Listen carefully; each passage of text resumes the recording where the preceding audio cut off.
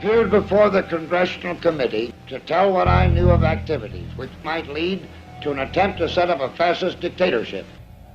The potential for the disastrous rise of misplaced power exists and will persist.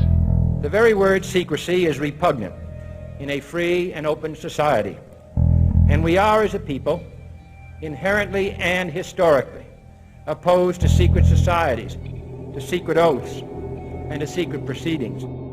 President Bush signed a formal agreement that will end the United States as we know it, and he took the step without approval from either the U.S. Congress or the people of the United States. The secret organizations of the world power elite are no longer secret. It's known as the Bilderberg Group.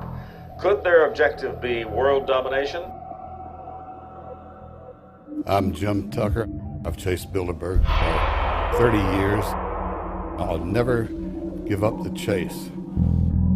Bilderberg plan for the whole world is nothing less than world government. I'm not comfortable with that at all. Who elected these guys to run the planet? They are the elitists. They feel they should run the world for their own selfish interests. Now we can see a new world coming into view. A world in which there is the very real prospect of a new world order. Bilderberg is making great progress toward a world government, and only an educated, informed public can stop them in their tracks. David Rockefeller admits in his own memoirs that he wants to destroy the United States. Right. He's a traitor! It's good to be back at the Council on Foreign Relations. As Pete mentioned, I've been a member for a long time and was actually a director for some period of time. I never mentioned that when I was campaigning for re-election back home in Wyoming. Let us never tolerate outrageous conspiracy theories.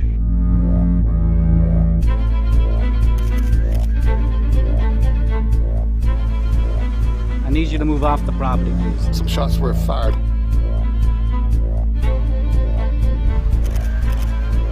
There's Bilderbergers right there.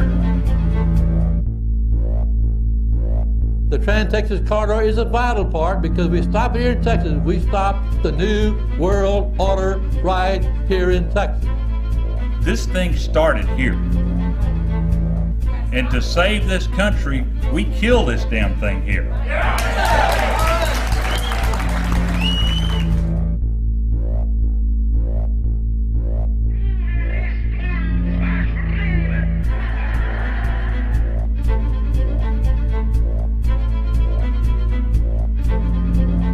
There is a chance for the President of the United States to carry out a phrase his father used, and that is a new world order. Your new world order will fall. Humanity will defeat you. The answer to 1984 is 1776.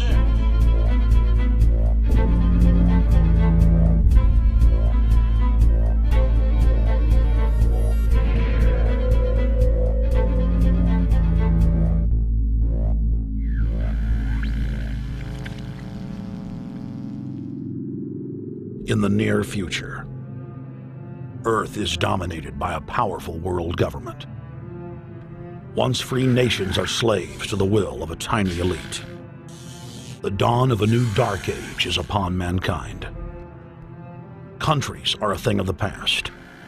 Every form of independence is under attack, with the family and even the individual itself nearing extinction. Close to 80% of the Earth's population has been eliminated. The remnants of a once free humanity are forced to live within highly controlled, compact, prison-like cities. Travel is highly restricted. Superhighways connect the megacities and keep the population from entering into unauthorized zones. No human activity is private.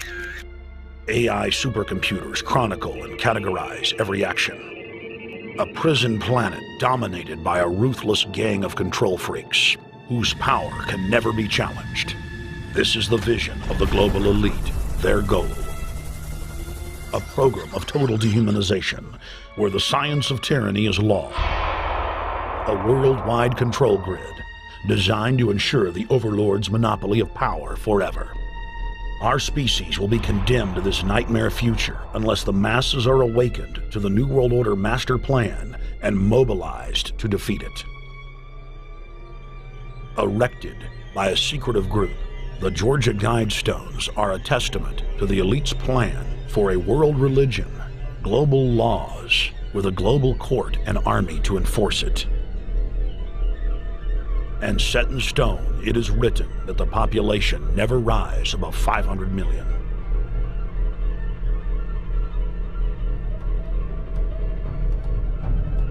In this film, you will learn how our world is truly governed. You will see how highly secretive roundtable groups interlock to form a global intelligence network. This group has been steering planetary affairs for hundreds of years. Now, in the final stage, they prepare for open world government. A goal tyrants throughout history have lusted after. Dr. Michael Kaufman is a published ecologist specializing in ecosystem research, forest ecology, and ecosystem classification. Dr. Kaufman played a key role in blocking the ratification of the Convention on Biological Diversity in the U.S. Senate. The concept of a New World Order has been around for centuries. It's been receiving tremendous play over the last half of the 20th century. George Bush, the first senior president, George Bush, used it a lot in his speeches and really implies that he really wants to see a order in which we have a universal or a global type of governance in which every human being on planet Earth is ultimately responsible to policies that are being formulated at the international level. It is a big idea, a new world order.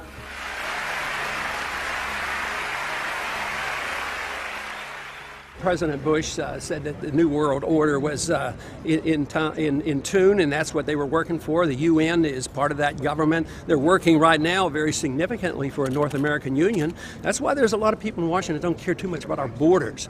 They have a philosophical belief that national sovereignty is not important. It's also the reason I have made very strong suggestion that we need not be in the United Nations for our national security. It's really always the same. You go back throughout all of history, the Roman Empire, the Soviet Union, Hitler during the Nazism was always saying that it's going to create the utopia for the average person, when in fact, history always shows that it does exactly the opposite. Conquest and empire is as old as civilization. Babylon, Egypt, and Greece. They all built empires in an attempt to rule the world. The Roman system at its peak dominated the known world. Complex governmental systems were developed to control diverse populations.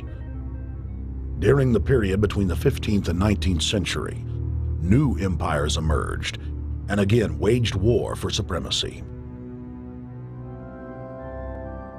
The nobility, as well as the thriving merchant class, were financed by a handful of private banks. Many of the great money houses would hedge their bets and finance both sides of a war. Sophisticated intelligence-gathering networks gave the financiers a clear edge over the governments they were slowly gaining control of. On the 18th of June, 1815, agents of the British arm of the Rothschild family looked on as Emperor Napoleon Bonaparte fought desperately to save his army from the jaws of a British-Prussian pincer attack. A Rothschild agent was able to get the news of Napoleon's defeat at the hands of Lord Wellington to Nathan Rothschild, a full 20 hours before the news reached London. Nathan, the head of the British arm of the Rothschild family, put out the rumor to the London Stock Exchange that Napoleon had won the war. Stocks plunged by 98%, and Rothschild was then able to buy up the entire British economy for pennies on the pound. When the news of Napoleon's defeat finally arrived, stocks soared. Britain was now the undisputed ruler of Europe, and Rothschild ruled England. The already dominant British Empire grew even more aggressive. Her troops and bureaucracy spread across the globe. the sun never set on Britannia's holdings. The banking cartel funded, in fact, since about 1800, they have funded both sides of almost every war. And of course, they're getting the interest off of the loans that they've given the various governments and the wars that they have actually helped stimulate and create. By 1900, Germany was a rising force and a leader of the Industrial Revolution. World War I, for instance, there was absolutely no reason to have World War I, except that it was an ideal opportunity for the banking cartel to make a pile of money by funding both sides of that particular war. On June 28, 1914, the heir to the Austrian-Hungarian throne, Archduke Franz Ferdinand, was assassinated while traveling in a motorcade.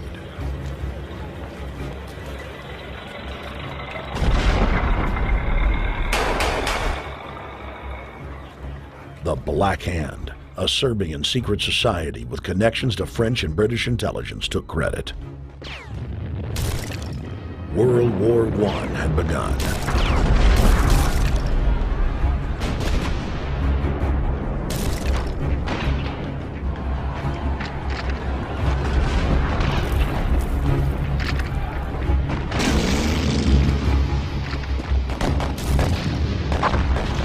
Armaments companies financed by Rothschild-controlled banks in Germany, France, England, and Austria bankrolled all the factions.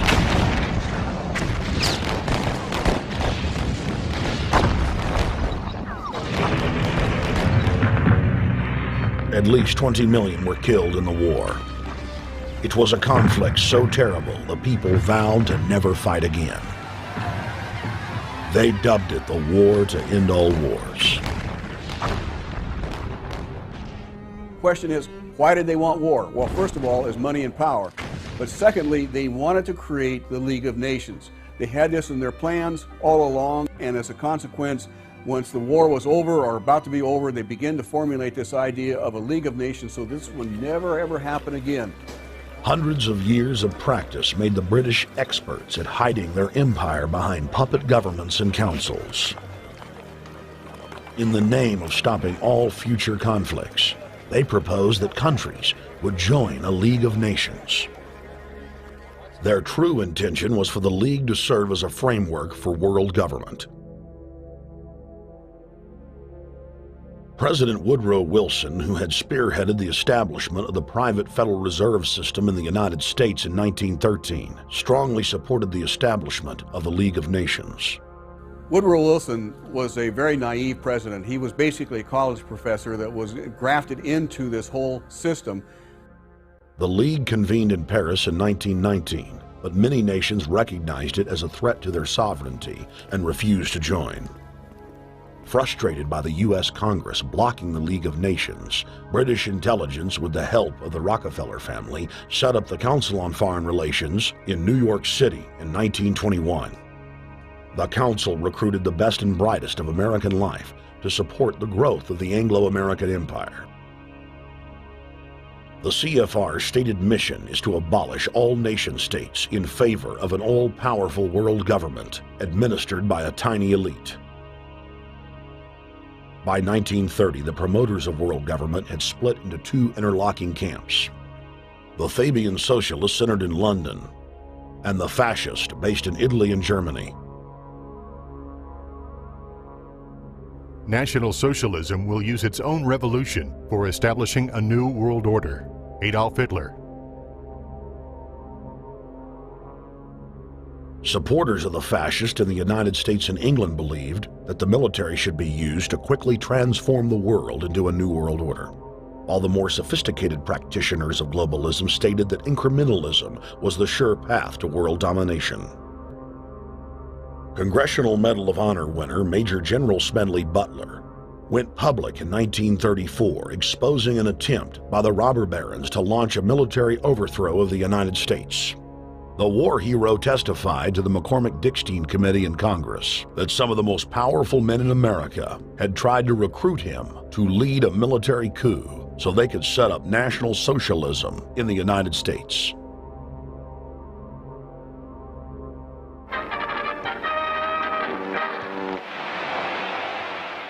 I appeared before the Congressional Committee the highest representation of the American people under subpoena to tell what I knew of activities which I believe might lead to an attempt to set up a fascist dictatorship. I was supposed to lead an organization of 500,000 men, which would be able to take over the functions of government. The fascist had also made deep inroads in England. Edward VIII, King of England, was forced to abdicate the throne because of his public support for Hitler. Was es sich dabei nicht nur das negative Problem der Bekämpfung dieser Lehre und ihrer Organisation handelt, sondern die Durchführung der positiven Aufgabe der Gewinnung des deutschen Arbeiters für den nationalen Staat.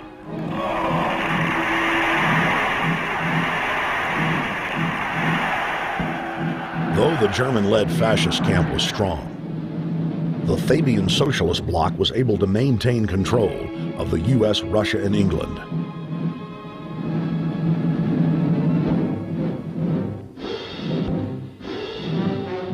In the build-up to World War II, and during the conflict, the bankers again financed both sides, just as they had done with Napoleon.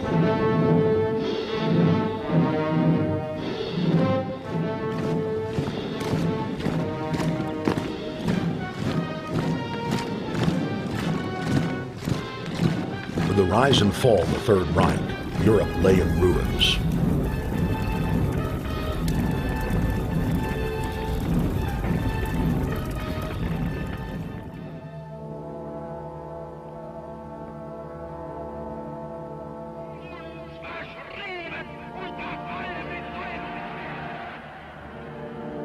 Once again, the elite claimed that only global governance could save humanity from certain destruction.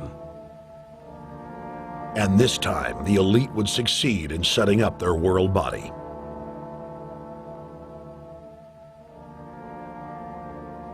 In April of 1945, at the Presidio Naval Base in San Francisco, the United Nations was founded by the victors of World War II.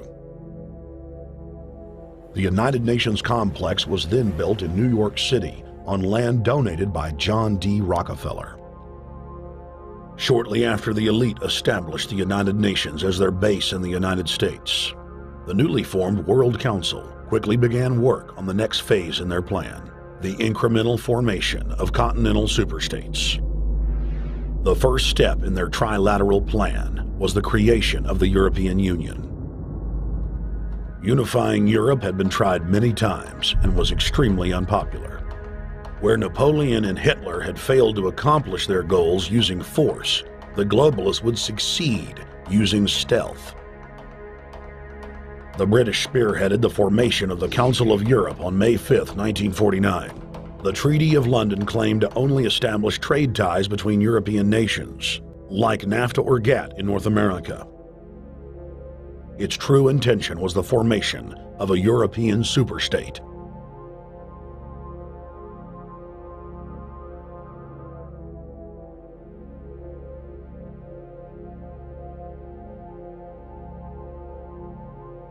In 1954, the elite of the planet met in secret at the Bilderberg Hotel in Oosterbeek, Holland. The Bilderberg Group would later admit that their mission was the formation of the EU. Once the EU was established, under the guise of trade deals, a North American Union and Asian Union would be formed. The three interlocking superstates formed the core of the global government, while the United Nations would serve as a world regulatory and enforcement body over the Third World subregions. The Bilderberg Group consists of the heads of all of the managing roundtable groups that steer individual countries. Picture the elite power structure of the world as a giant pyramid, with only the elite of the elite at the tip top of the capstone. The group has been so secretive that until the mid-1980s, the controlled corporate media denied its existence. Into the late 1990s, coverage only consisted of rare one-line mentions.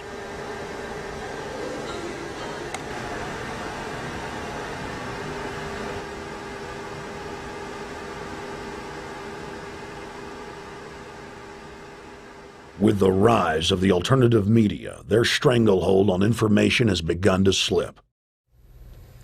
On the outskirts of the national capital today, black limousines with darkened windows converged on a hotel where private security guards imposed ironclad control. The limos carried royalty, political power brokers, and industrial titans to a secret meeting that will last all weekend.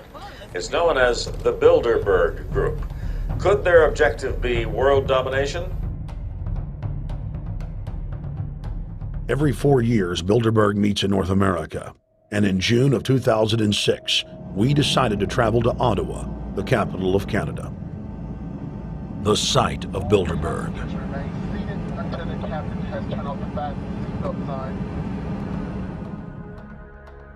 In Bilderberg's long history, many reporters attempting to cover the group have been harassed, detained, and even jailed.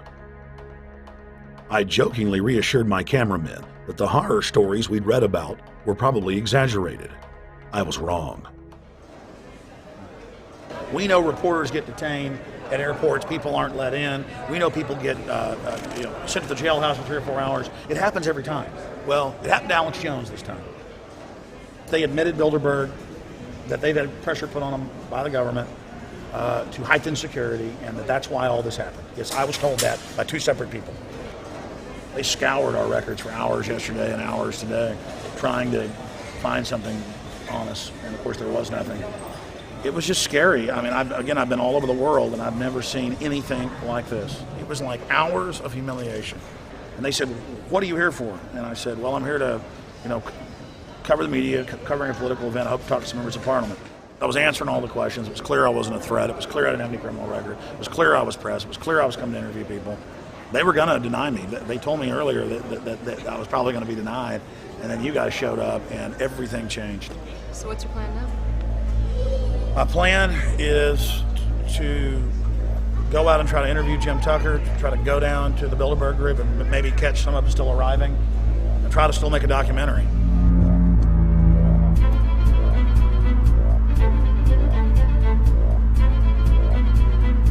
So instead of being here at 8 a.m. in the morning when the Bilderberg Group attendees, the 100 elite of the planet, start showing up, we're going to be getting here about 3:30 or so, and we'll see if we can catch any of the elites coming in.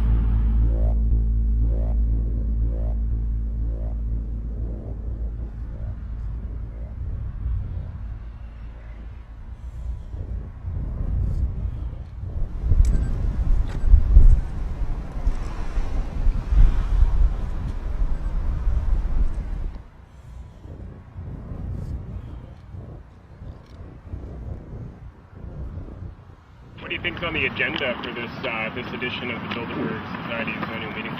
They're debating the attack on Iran. They're talking about how to take out Hugo Chavez. They're talking about how to get their American Union in that destroys Canadian, U.S., and Mexican sovereignty. So we're talking about the death of Canada is what's happening in there right now. The death of your sovereignty is happening in there right now. CNN has even reported that these individuals have put out the policy reports through the Council on Foreign Relations that writes their scholarly white papers to end the United States, to end Canada, and to end Mexico. About 10 have come in.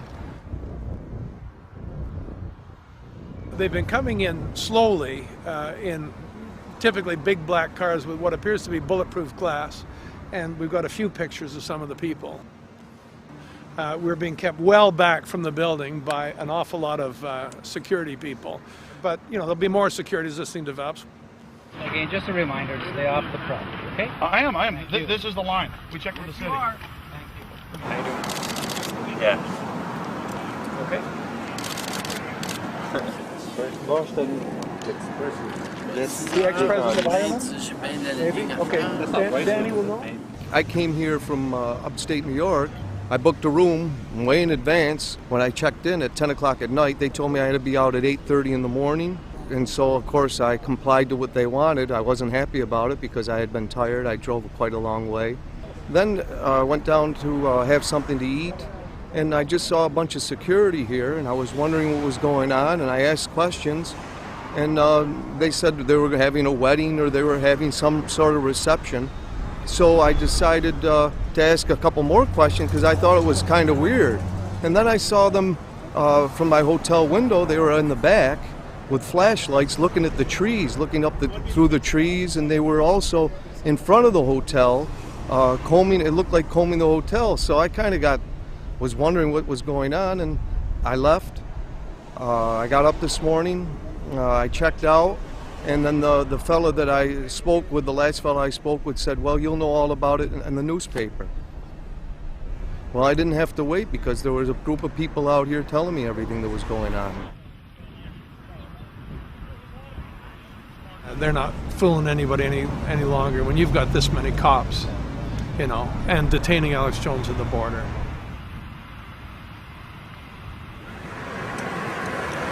Get them on both sides. Yeah, you crook. Yeah, you're gonna go to jail like Ken Lay. Oh yeah, there's one right there. Hi. Hey, we're not your property. We're not your slaves. We're gonna defeat the New World Order. The New World Order is gonna be defeated. You realize that? I'm glad you do. Always does throughout history.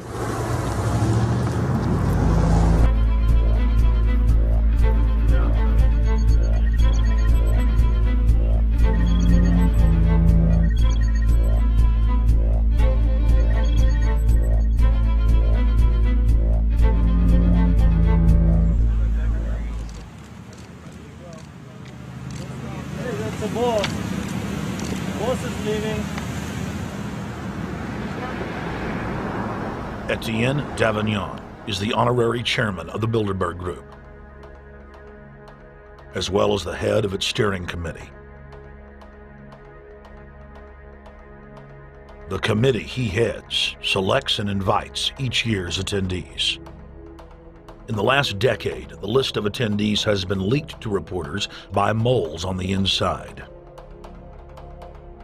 Veteran newspaper reporter Jim Tucker has been covering the Bilderberg meetings for over 30 years and has physically attended more than 20. We traveled back to our hotel to see if Jim Tucker received the 2006 list. First heard about Bilderberg in 1975, and I said, I don't believe it. That's not possible. Who in hell's Bilderberg? I spent 20 happy years with metropolitan newspapers. All the wires are clicking at my ear. That could not happen without me knowing about it. And the thing that first impressed me most was columns in 1957 by the late, great Westbrook Pegler, widely syndicated columnist. He wrote 2 lengthy columns about how approximately 100 leaders of international finance, heads of state, high public officials were meeting behind armed guards and closed doors on Jekyll Island, sealed off. What are these powerful internationalists doing? And why is it so secret? Why do they have armed guards outside? Why is it sealed off? The newspapers totally ignore it. Not a word. Total blackout in the United States. Since then, I've never stopped pursuing Bilderberg, the whole international gangster organization led by Rockefellers and Rothschilds, as they manipulate the world for their own selfish interest.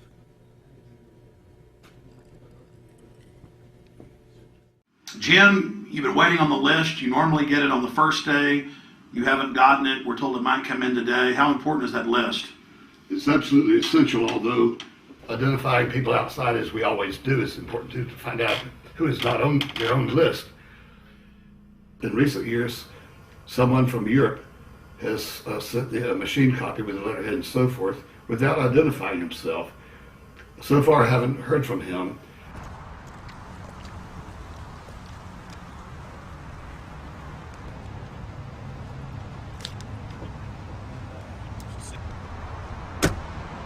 Well, Bilderberg assumed that name in 1954 at their first meeting as Bilderberg at the Bilderberg Hotel. It's a little bit like Shakespeare's As You Like It. They say to Shakespeare, what do you want to call this book? And he says, As You Like It, meaning whatever you want to call it. And they thought it was dictation, so one of his plays is called As You Like It, and the title has nothing to do with the play. So that's how the Bilderberg came by their name. Now, they had been meeting for half a century. The moneyed class had been meeting But they decide they have to meet systematically every year, well planned in advance, in addition to maybe other smaller meetings throughout the year. Sure this is the right turn, Jim? No. Let's see if you can start.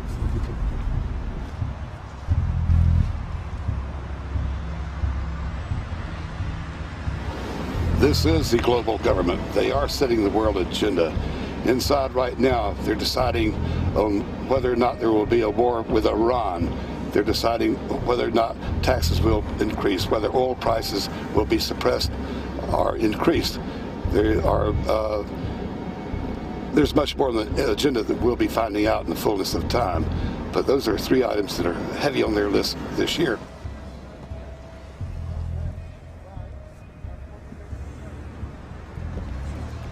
This is Jim Tucker, ladies and gentlemen. 27 years covering these crooks. Tucker, pleasure to meet you. The media said he was crazy, it didn't exist. Now we forced him.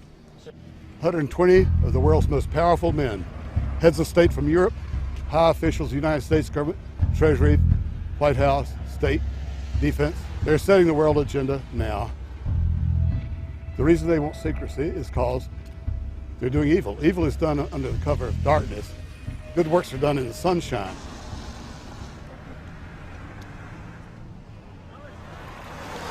Hi, how you doing? Good. Get off the property, please. Well, Jim has some questions for you. I need you to move off the property, please. Okay. This is private property. Sure. It's a public sidewalk. Oh, yeah, we are cooperating. Thank you. Right onto the sidewalk. Yeah, there's no implication that we aren't cooperating. Right onto the sidewalk and stay there, please. Sure, yeah, thank you. Right. Jim has some questions for you. Again, I need you to stay right on the sidewalk. Yeah. Thank you very much. We actually checked with the city. The property line's actually right here. Also, that's good. Property line's actually right here.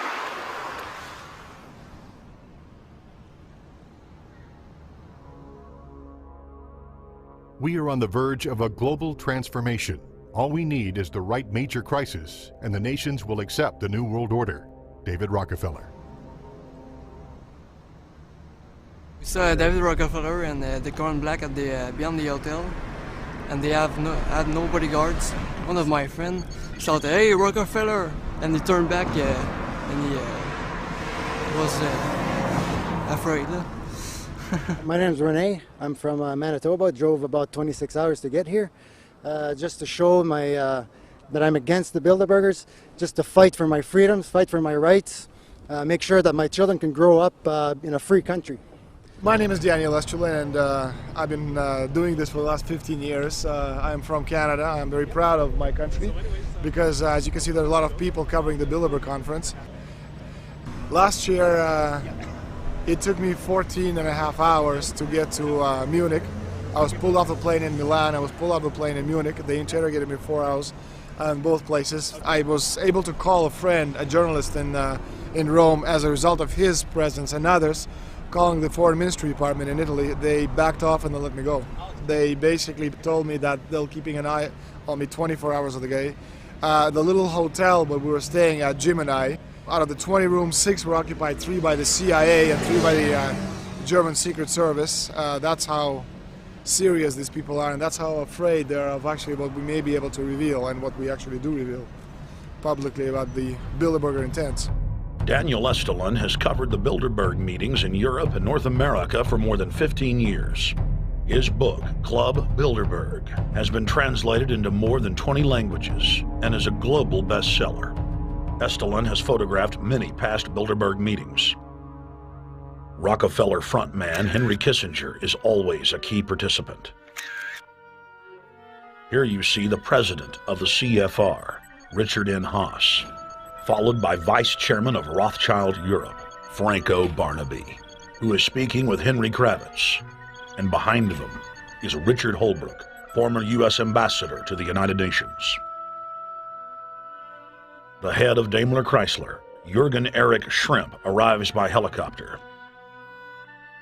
Here, the owner of the Washington Post, Donald Graham, escorts Indra Nooyi, the head of PepsiCo. Queen Beatrix of the Netherlands, whose father, Prince Bernhard, founded Bilderberg, is a leading figure in the group.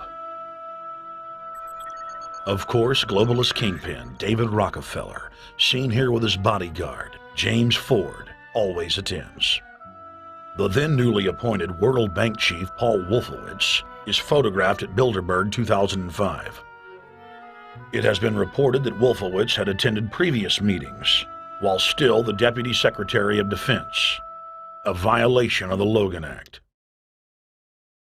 Under the Logan Act, it is a felony offense for any member of the federal or state government to meet with members of a foreign government without the express authority and authorization of the President or Congress. Put simply, it is illegal for members of the government to meet secretly behind closed doors with foreign power brokers due to the problems of corruption and espionage that it breeds. For this reason, many prominent politicians attend, but their names do not appear on the official list. Despite the Logan Act, the governor of New York's name, George Pataki, does appear on the list, and we were able to catch the governor on tape walking with David Rockefeller at Brook Street. Multiple staff members inside Brook Street reported to us that Hillary Clinton attended for half a day. Several armored limos with diplomatic plates did arrive with police escorts and offloaded their passengers in the underground parking garage out of the sight of the press. Former World Bank President James Wolfensohn sardonically stared at our cameras. Do you think they're upset about the fact that they're being exposed? Well, I'm sure they are. I mean, look at the tinted windows. They don't want to be seen. They don't want even anybody to know they're here. So I'm sure they're ticked, you know, and that's why we're here to try to expose them. Do you think that they were angry that they were on the front page of the local paper today? You think they're in there reading it right now, Jim? Yes, I don't think they're happy about it. They prefer nothing at all, no publicity. They prefer absolute secrecy. Yeah, you better look away. We're not your slaves. You don't own me.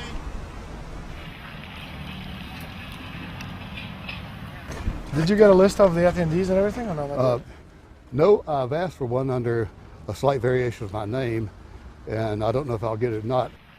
Also, it could happen today. For the last 3 years, I get back to the hotel. And there's a copy there waiting for you. From somebody who does not identify himself. I mean, I'm not just not revealing the source. I don't know the source myself. But a fact, because they want the Bilderberg letterhead on it, and makes a nice memento. Perfect. Alex. Yeah. That's Chalabi, eh? You think Chalabi? No, I don't think. I know. It looked like Chalabi, and it was a fat guy. Yeah. That was Ahmed Chalabi? Yeah. Oh my God, then they're really going to attack Iran.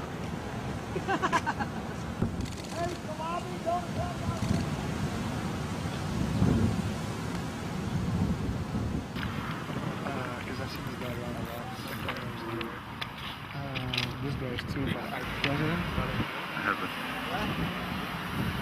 Yes, he is scanning everywhere. Adrian Woolwich, Maria Monti. Over the last couple of years, they've been reeling with the amount of leakage that they've been experiencing, so it's getting harder and harder. But again, it will never get too hard for us because of the sources that we have inside are top-notch sources. People who are actually working for them, the Secret Service, the second layer, people in the Bilderbergers, the clerks, the administrative office, they're there. They are our eyes and ears, and every time there's something out, we always get the information. That's Francisco Pinto Balsamao. I think that's the Queen. It's the Queen. Yeah. Oh my God, you can't kiss her here. You see her? Yes. Oh my God. The Queen of Holland. What usually happens, the Secret Service guys who are protecting the Bilderberg delegates, the staff, the cooks, the chefs, when they actually get to see and to hear what some of these nasty people are talking about, they're the first ones to look for us and the first ones to make sure that we get the information from the meeting. We're very rigorous with information that does come out. We double, triple, and quadruple confirm the sources, make sure that all the information checks out. A lot of the stuff, the Bilderbergers have planted information, make sure that this disinformation nullifies the accuracy of the reporting, which is why we never publish the first thing we hear.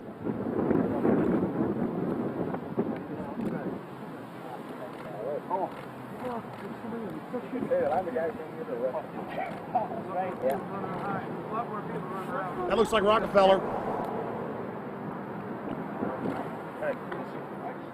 The decisions that these people take, again, they're not only decisions affect business community, they affect politics, business, environment, across the entire spectrum. And these decisions are made and taken by a very elite group of people behind closed doors this year at the Brook Street Hotel. We are not privy to these decisions. We're not allowed to know what they're talking about, but we'll definitely feel the consequences of these decisions over the next 12 months when events which apparently by accident seem to happen, in fact, have been planned right here this year at Brook Street Hotel between 8th and 11th of June. What does it do when you get 120 of the most powerful people in the world getting together to have meetings with government officials? I mean, that's amazing. Well, it is what I mean is that they're planning the corporate agenda. They're not planning the democratic human journey agenda, in my opinion. Mussolini had a definition, is when the interests of the corporation take completely over from all other interests, and that's fascism. He said it should probably be called corporatism. Well, call it corporatism, call it fascism, call it neo-lib, neo-con. There's a whole variety of political words, depending on which side of the stripe you come from, to start with, which describes the thing. But what they are describing is the complete end of democracy, the end of what matters to people, the end of what happens to the human journey. And for that reason, I think this is revolting.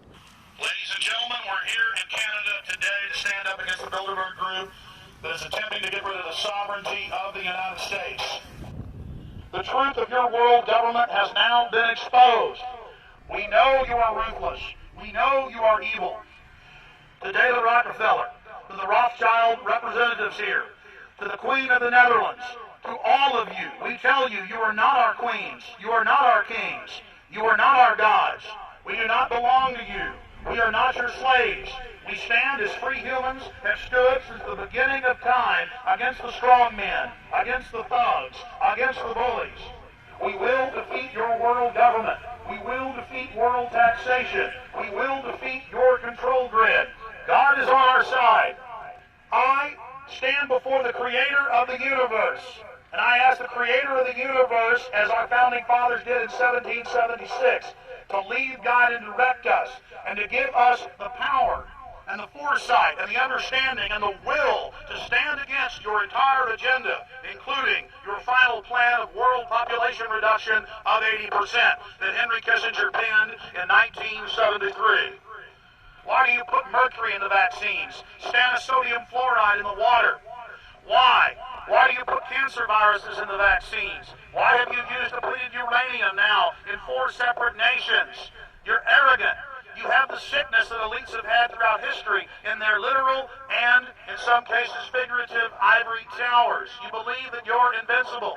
You will and you are failing now. Your New World Order will fall. Humanity will defeat you.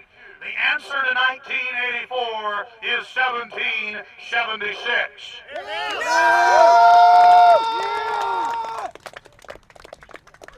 Bilderberg is an elite organization, and the way it works, the protocol of the meetings is the staff, after they're vetted out, they're told exactly how they're supposed to behave themselves, meaning that they can never address the attendees, they can never speak to them unless they're spoken to first, they can never look them in the eye.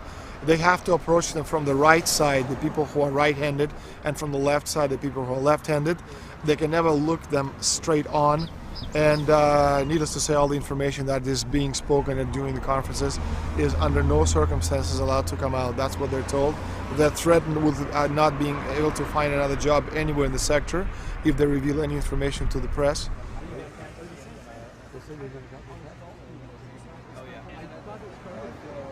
Richard Holbrooke? Ambassador Richard Holbrooke thought the peasantry wouldn't recognize him if he took a stroll off the grounds of Brook Street.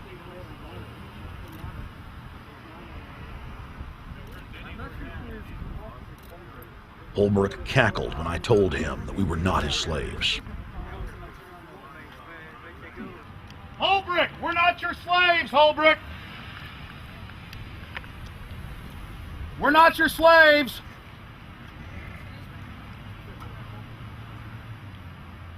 Holbrooke, we don't belong to you. We're not your property. Get back on the sidewalk. We're free humanity! Yeah, there he goes. Howard. They love it.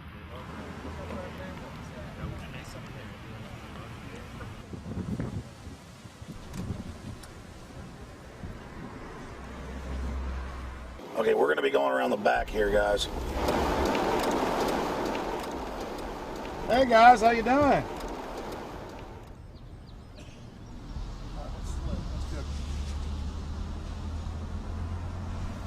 There are several rings of security service. The American delegation at every Bilderberg meeting is usually protected by the CIA and a special division of the US Army. The British delegation is protected by the MI6. Israelis usually are protected by the Mossad. The Ottawa police, in this case, working for the security, they have very little, actually they don't have any information at all on what the meeting is about. They don't even know who the Bilderbergs are.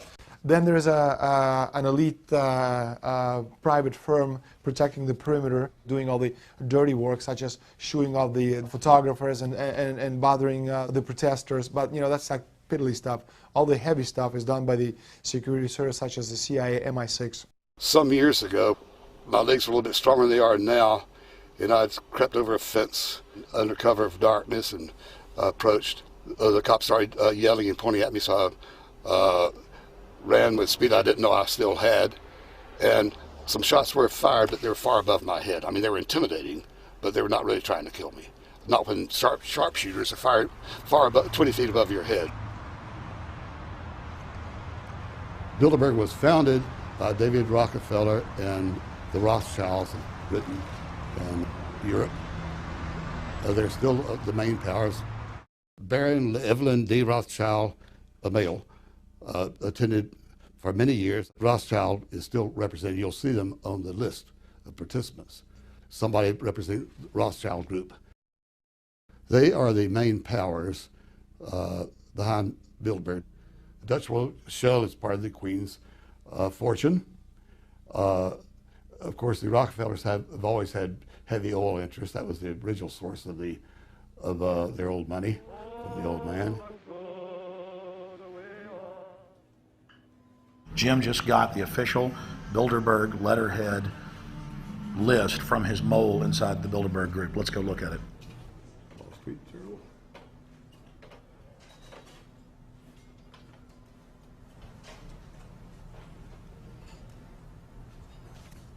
So Jim, you got the list. Yeah. Did we identify Wolfowitz as being here because he's not on the list? No, we positively identified Wolfenson. Yeah, he's on the list. Yeah, there's Wolfenson right there, James Yep. Wolfenson. But aren't there always people who aren't listed? Yep. Over the years, we've identified like sometimes one, sometimes three people who are not on their own list who have attended. Now, I think what is very difficult for most people to understand is how such a small group of 125 men and a few women control a population base of 6 billion people. Actually, it's much easier than you think. These people work on what I call systemic methodology, meaning that you take a pie, just imagine you take an apple pie and you slice this apple pie into lots of very small pieces, and you put in front of each one of these pieces your men or women of trust. And by controlling this individual, you control an entire organization. For example, if you take Paul Wolfowitz, who runs the World Bank, through him you can control the entire organization. You don't need to control what the dishwasher or the toilet cleaner thinks or does or believes in. You just need to control what he does and what he believes in. And what he does will permeate the entire organization. And that's how you control, with very, very small power base, an entire global population of 6 billion people. Bilderberg is making great progress toward a world government. They have created a superstate in Europe called the European Union. They're intent on creating a Western Hemisphere Union called the American Union. NAFTA is to be expanded into every country in this hemisphere. As NAFTA expands, it will take on the role of the American Union. And only an educated, informed public can stop them in their tracks.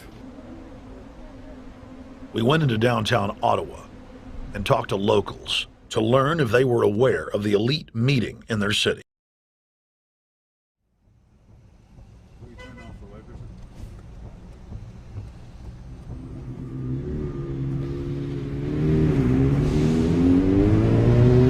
Hey guys, attention just for a second. I just need to tell you that a group just met here in Canada and they're trying to get rid of your sovereignty, merging you with the U.S. and Mexico. See, it's not funny, I'm serious. And your news isn't going to tell you about this. This is deadly serious, so I'm just letting you know and I'm telling you about it. As they say, they are the guys that run the world. They make the decisions for we, and we just carry it out. Sir, did you hear about the Bilderberg Group meeting here in town, the 120 most elite people in the world? No. Hey, did you know that the elite's meeting here in town right now? Have you heard about it? The 120 crime bosses? None of you heard of it? None of you guys have heard of the Bilderberg Group? They're meeting right now. In the city, around 10% of the people were aware of the New World Order agenda. When we traveled to Parliament, close to half of the people we randomly spoke to were informed.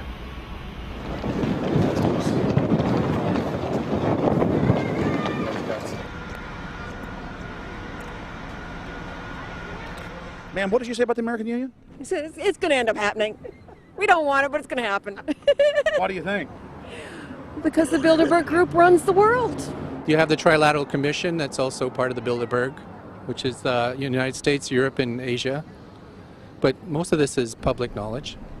Nobody wants to believe that there are conspiracies, that world leaders are already elected before they're voted on. So here we know that Bernard Lord is part of the outer circle. I was surprised to read that Harper addressed the group in 2003 because my understanding was nobody gets into politics without becoming part of the Bilderberg Group. And then you find out afterwards that that is the case, that they have... Well, yeah, well, Bill Clinton went there in 91, George Bush Sr. back in like 85. And Blair, same thing. Who we think that we're electing as leaders have already been pre-picked for us. Whether it's liberal or a conservative, they're already part of the group. They own all the horses in the race. They own the horses, and I understand that, for example, in the United States, it's a one-party system with two factions, though you think it's two different parties. Oh, it is, yeah. So it's like Bill Clinton constantly vacations with the Bushes, and they call him their son, and they actually staged all that in '92, and all that's come out. It's just all staged. They're not going to let trillions of dollars slip through their hands. The good news is people are waking up, though. When you read human history, when you study it, all you see is elites trying to dominate, subterfuge, Machiavellian backstabbing, and somehow in the last 50 years they convinced Westerners that the government's fine, can do no wrong, trust them. How did this happen? It's easy to lead sheep. I mean, people just follow. They don't want to believe these things will happen. No way, we'll just follow along with the norm. That's all. It's just makes it easier for everyone. What's your view on losing Canada's sovereignty? I like this country to stay as it is, and I love the United States to be there. Back in Austin, the capital of Texas, the public was frighteningly unaware of the nation's peril.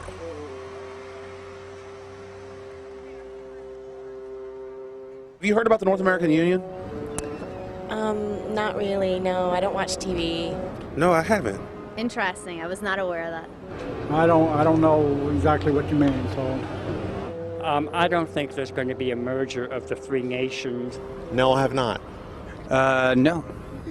No, I didn't know this was happening, so. Yes, I have. Oh, you have heard about it? Yes. After that big rally the other day, don't know about it? I don't know about anything. No, I have not. Have you heard of the European Union? I have, yes. Are you aware of the European Union? Oh, yeah, of course. Have you heard about the European Union? Heard about them. Do you know about the European Union? No. Europe, 15-member group expanding? A what? 15 nations of Europe merging in 2000. Whatever. For over 50 years, the Bilderberg Group constructed the European Union by stealth under the guise of trade deals. Now the elite are using the same secretive program to complete the North American Union. But this time, superstate integration is on the extreme fast track. International agreements like NAFTA, GATT, and APEC were just stepping stones in the formation of the NAU. The North American Union was officially born at Baylor University in Waco, Texas, on March 23, 2005. The leaders of the United States, Mexico, and Canada told the press that they were only meeting to discuss trade. It soon leaked that a secret meeting had been held during the Security and Prosperity Trilateral Summit. The three governments had refused to release the secret agreement to the people. In September of 2006, their treasonous operation was blown wide open. From September 12th to September 14th, in Banff, Canada, hundreds of elected and appointed government leaders from Canada, Mexico, and the United States met in secret. On the last day of the conference, someone inside the secret North American Union Forum leaked the agenda. The front pages of newspapers across Canada carried the story. The Judicial Watch Foundation submitted Freedom of Information Act requests to obtain the full agenda and minutes of the secret assembly. Many federal agencies refused, citing national security. The foundation finally succeeded and did receive thousands of pages of documents. The documents marked unclassified are the blueprints of a shadow government ruling by bureaucratic and executive fiat. The pages chronicle an already operating North American Union.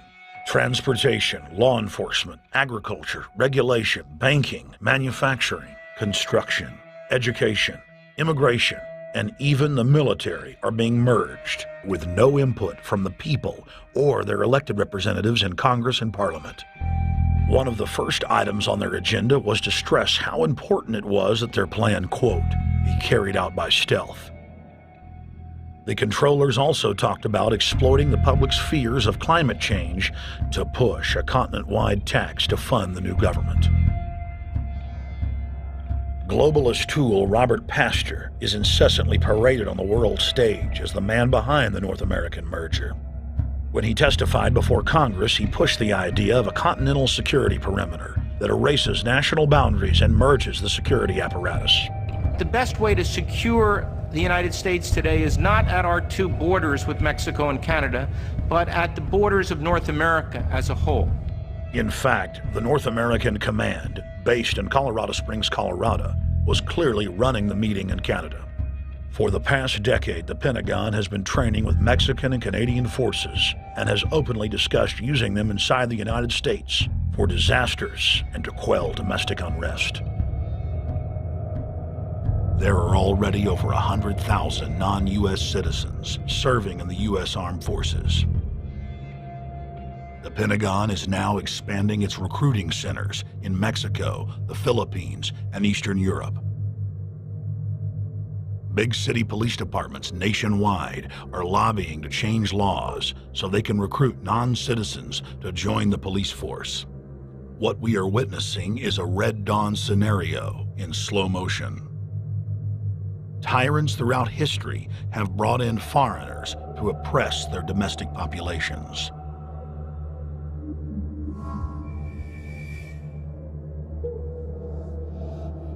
When their coup by stealth was exposed, the three governments went into damage control mode.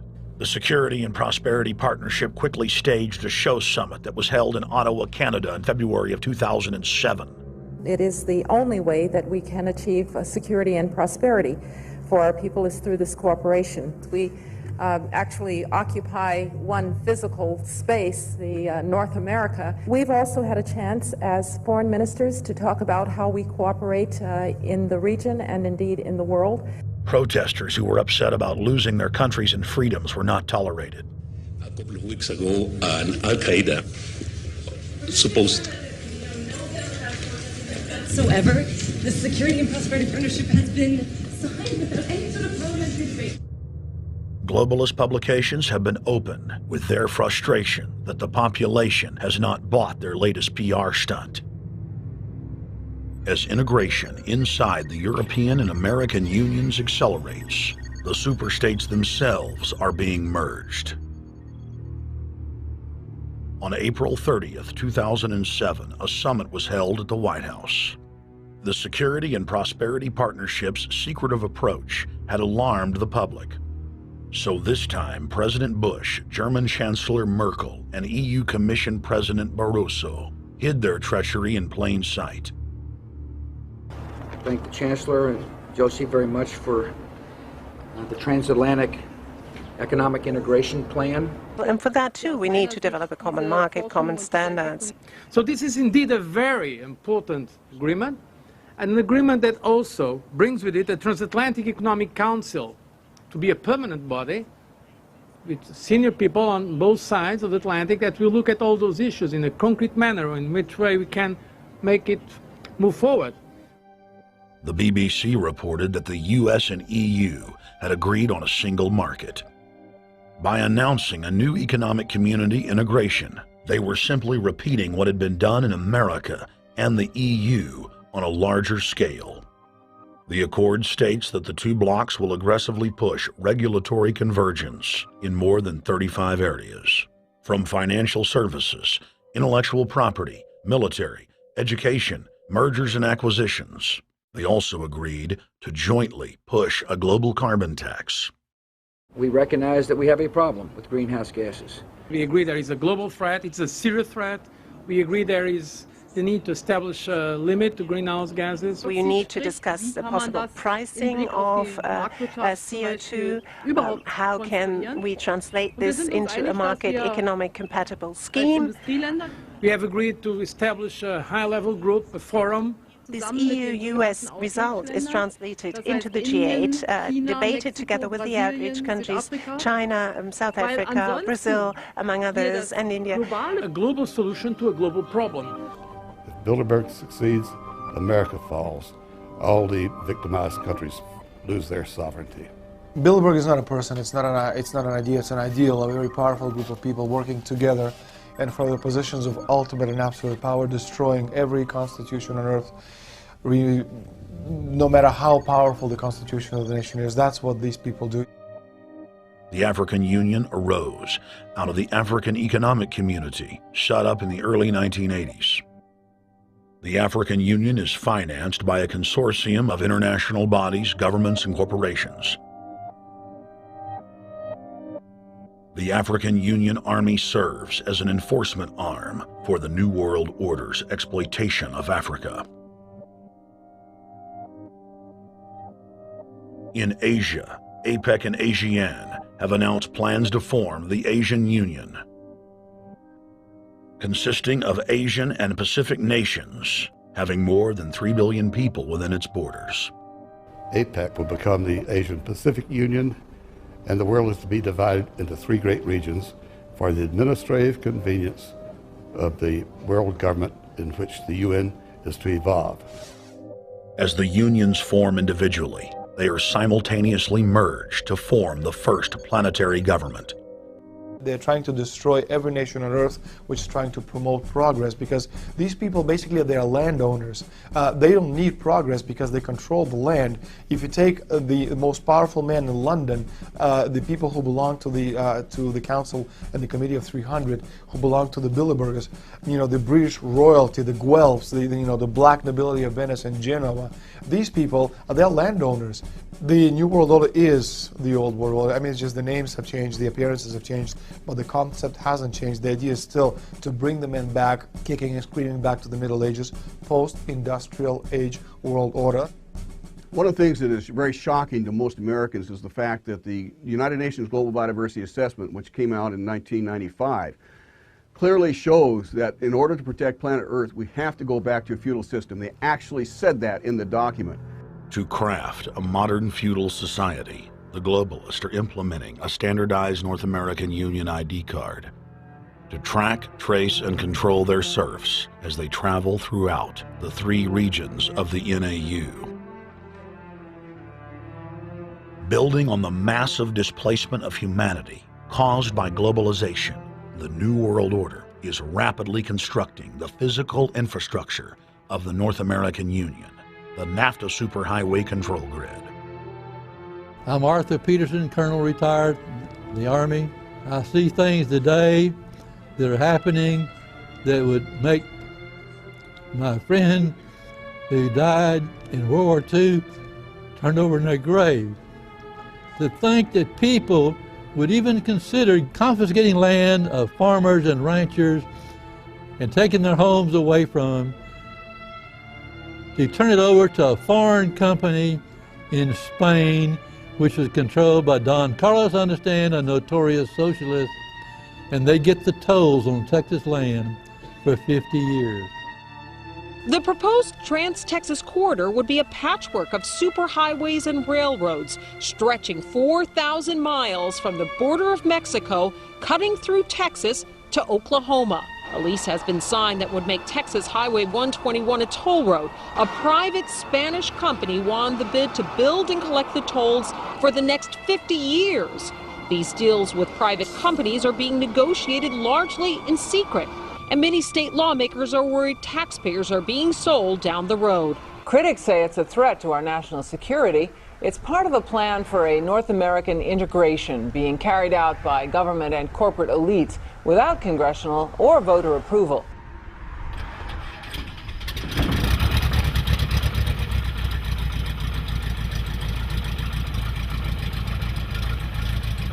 We took to the air over central Texas to get a bird's eye view of the Trans-Texas Corridor, which is under construction and will form the heart of the Trans-NAFTA superhighway system.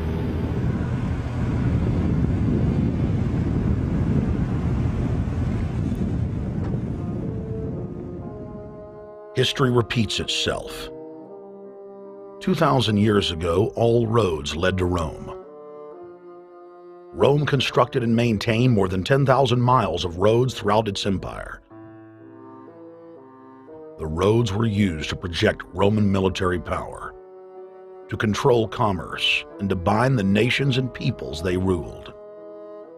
Rome also demanded tribute. Roman subjects from Albion to Judea were forced to pay a tax to use the roads. The Romans would then use the tax to dominate their subjects.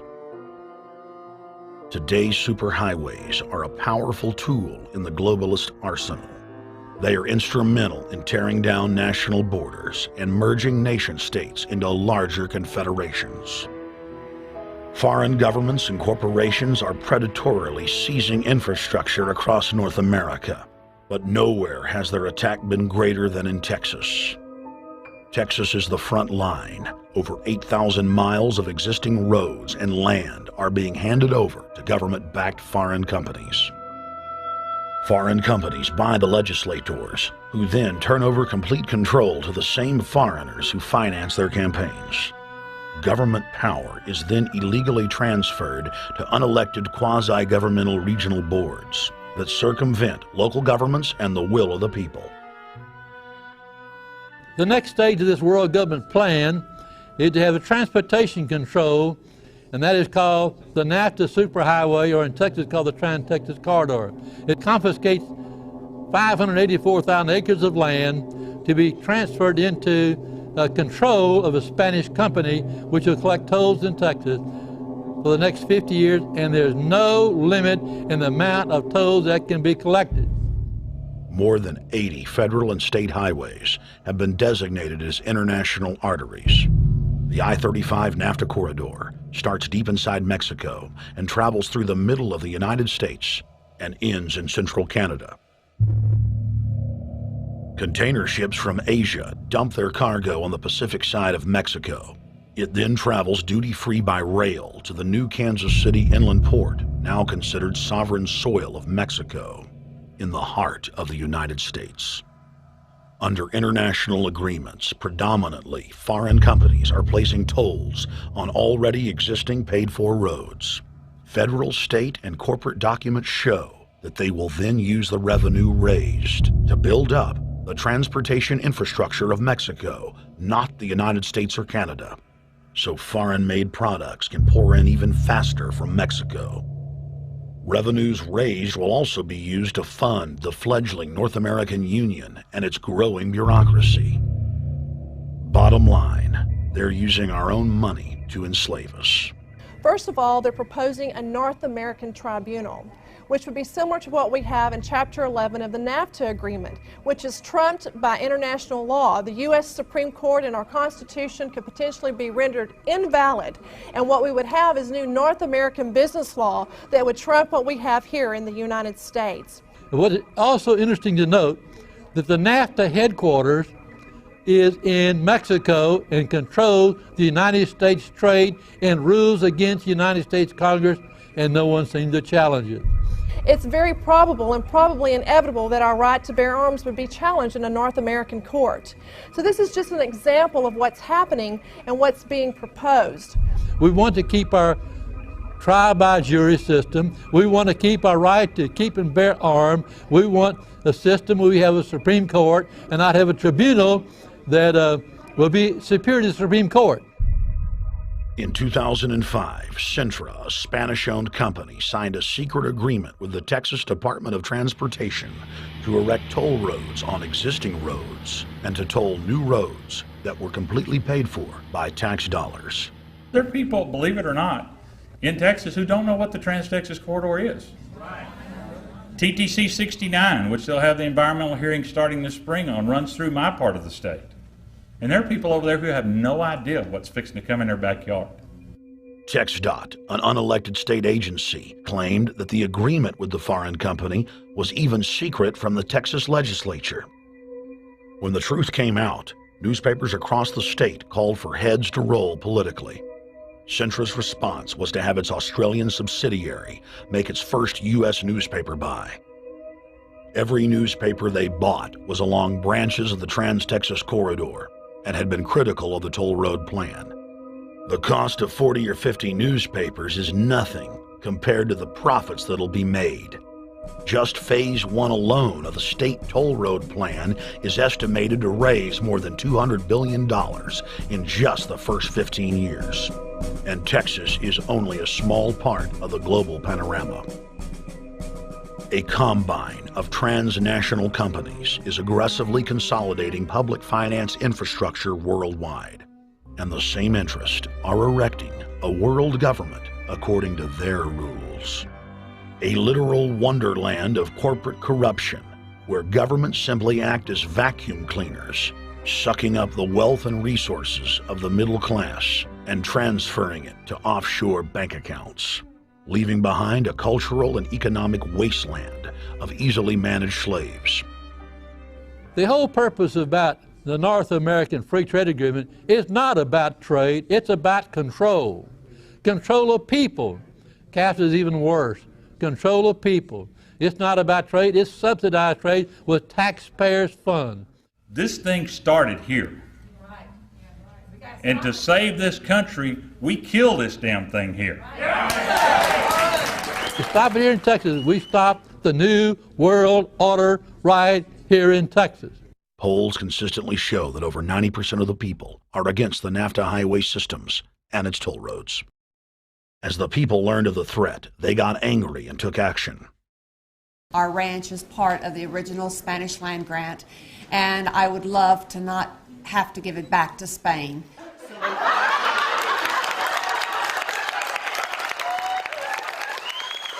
Opponents of a proposed superhighway today held a major protest.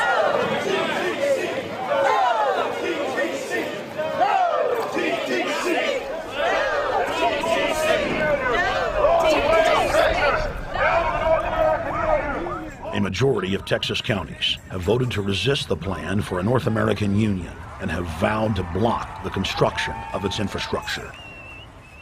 Heck, we already know in a law that was passed by a subservient United States Congress, where practically nobody in the entire Congress stood up and said no, they've already passed a law saying all their driver's licenses are going to be chipped. Well, I'm telling you right now, I'm not going to carry in a driver's license that's got a chip in it so Big Brother can watch everywhere I go and see everything I do. No, no, hell no.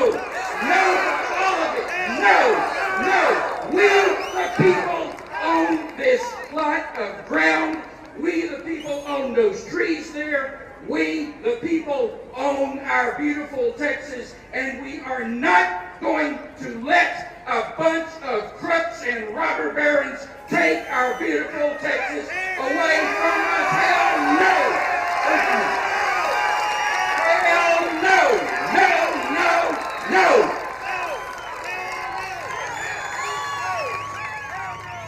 RFID tracker chips embedded in state inspection stickers and toll tags are already being used to track the population. The new system is also meant to control growth and steer development through so-called smart growth. smart growth, which is nothing more than an effort to bring control into the cities. You have the rewilding of America and the Wildlands Project, the Convention on Biological Diversity, which is to control our rural population. Toll roads on interstate highways nationwide are walling off exit ramps to small towns and rural communities, and are creating ghost towns by design. This trend is accelerating under the NAFTA highway system and is meant to rewild more than half the country. All of these things are designed to bring more and more control to bureaucracies rather than to the independent individual, the sovereign individual of this nation. What brought me into this whole discussion was the fact that while I was doing this multi-million-dollar research effort in the 1980s and early 1990s, I became aware of an agenda basically to lock up one half of the United States in the wilderness corridors and reserves.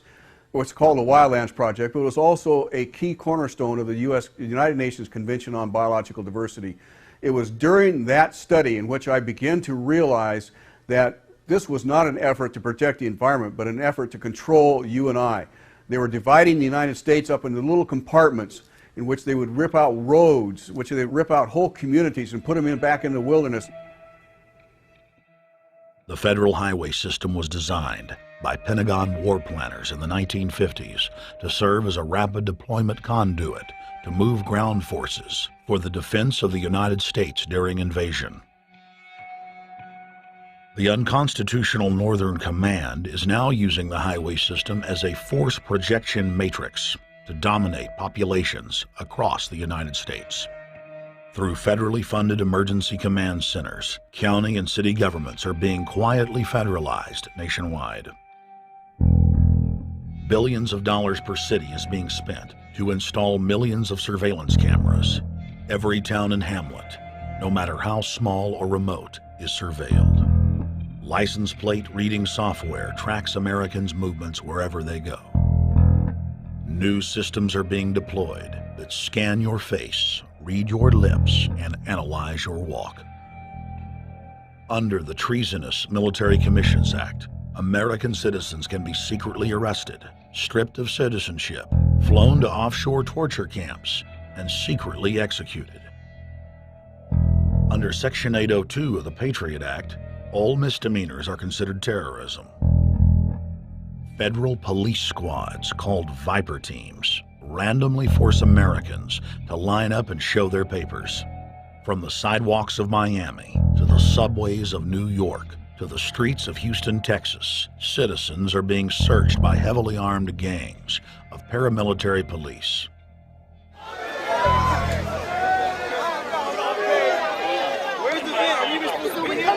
Come on, guys, come in. Yo, can you get that camera off of us, sir? Sir, can you get that United States First Amendment? All right, but you can get that camera. I'm saying get the camera out of my face. That's what I'm saying. You're on the streets of New York. So what does that mean? I'm saying get that camera out of my face. That's what I'm saying. It's a free country. Fuck wrong with It's a free country. Get this damn camera out of my face. Hey, this isn't Nazi Germany. There's no camera in your face. God. Hey, move to Russia, okay? Yo, Sarge. We can have cameras on the streets. I said get it out of my face. Your guy starts cussing at us out of the blue. I said get it out of my face. That's what I'm saying. It was never in your face.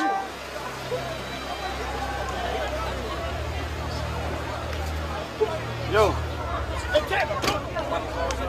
Long before 9/11, the Pentagon was aggressively violating the federal law that bars the military from policing the American people.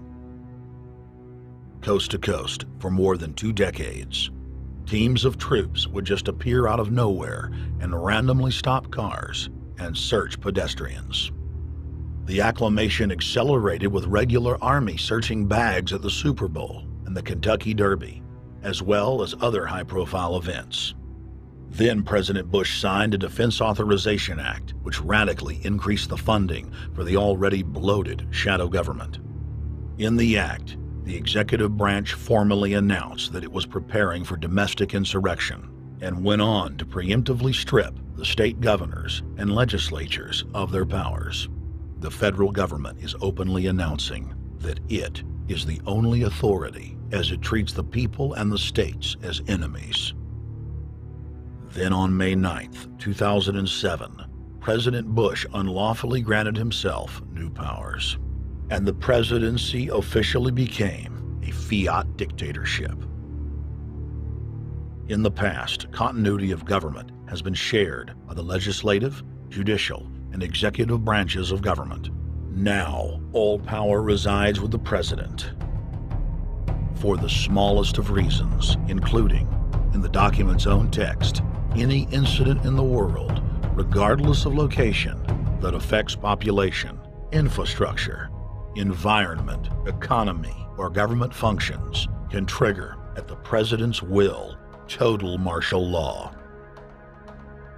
It is important to add that the president is merely a puppet of the global crime syndicate and may not use the new powers, but simply pass them on for use by future puppet administrations.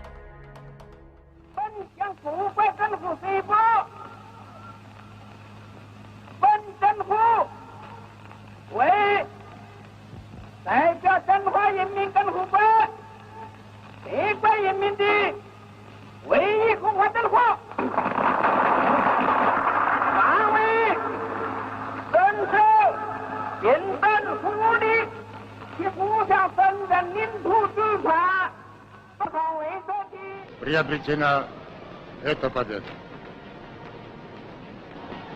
Не забывайте принесенных вами жертв. You must teach people to love their leader. This is the only most important.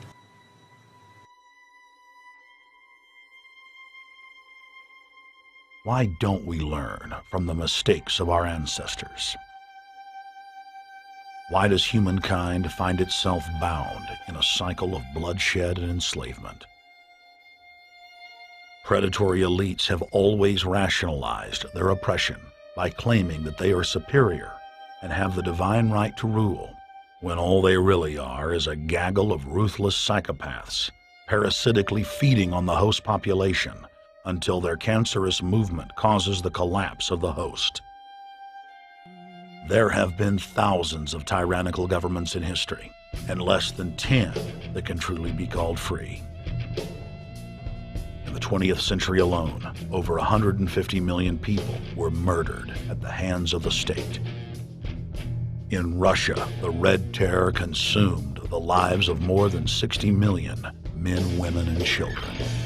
Hitler's war killed 22 million.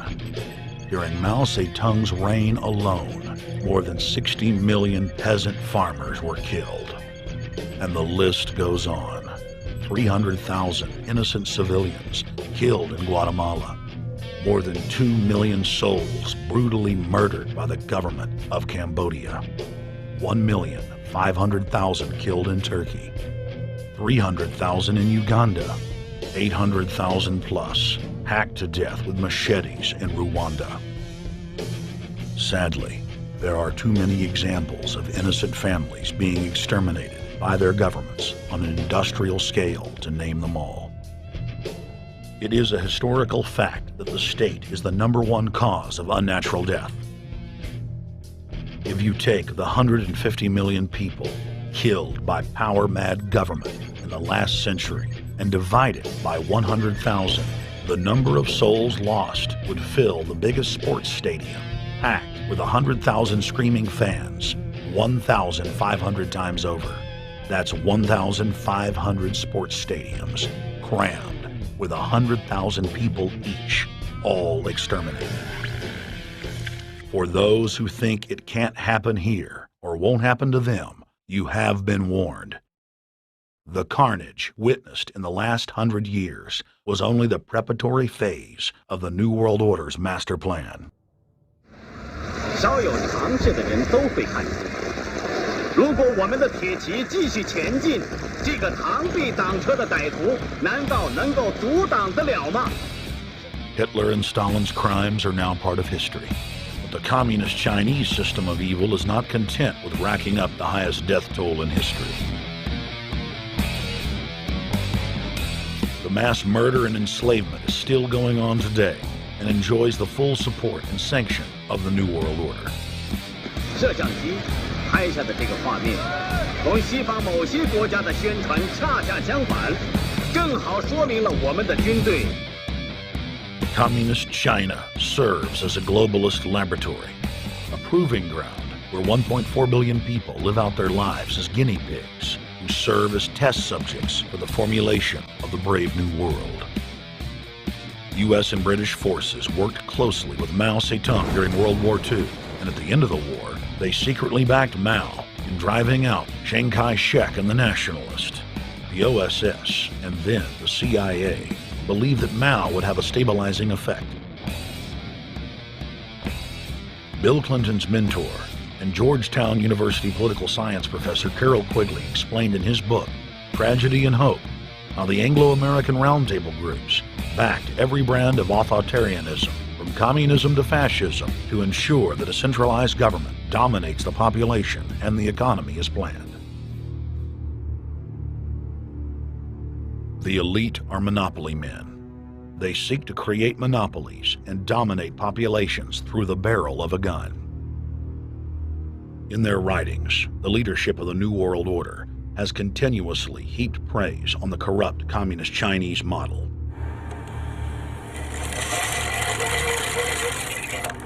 In August of 1973, in an article written by David Rockefeller for the New York Times, Rockefeller openly lauds and endorses Mao Zedong's actions, while celebrating their command and control system. Whatever the price of the Chinese Revolution, it has obviously succeeded not only in producing more efficient and dedicated administration, but also in fostering high morale and community of purpose. The social experiment in China under Chairman Mao's leadership is one of the most important and successful in history. David Rockefeller, New York Times, August 10, 1973. Communist China is the model planned society for the New World Order. China has received more United Nations awards for its policies and form of governance than any other nation. In the eyes of globalist planners, authoritarian China is the future.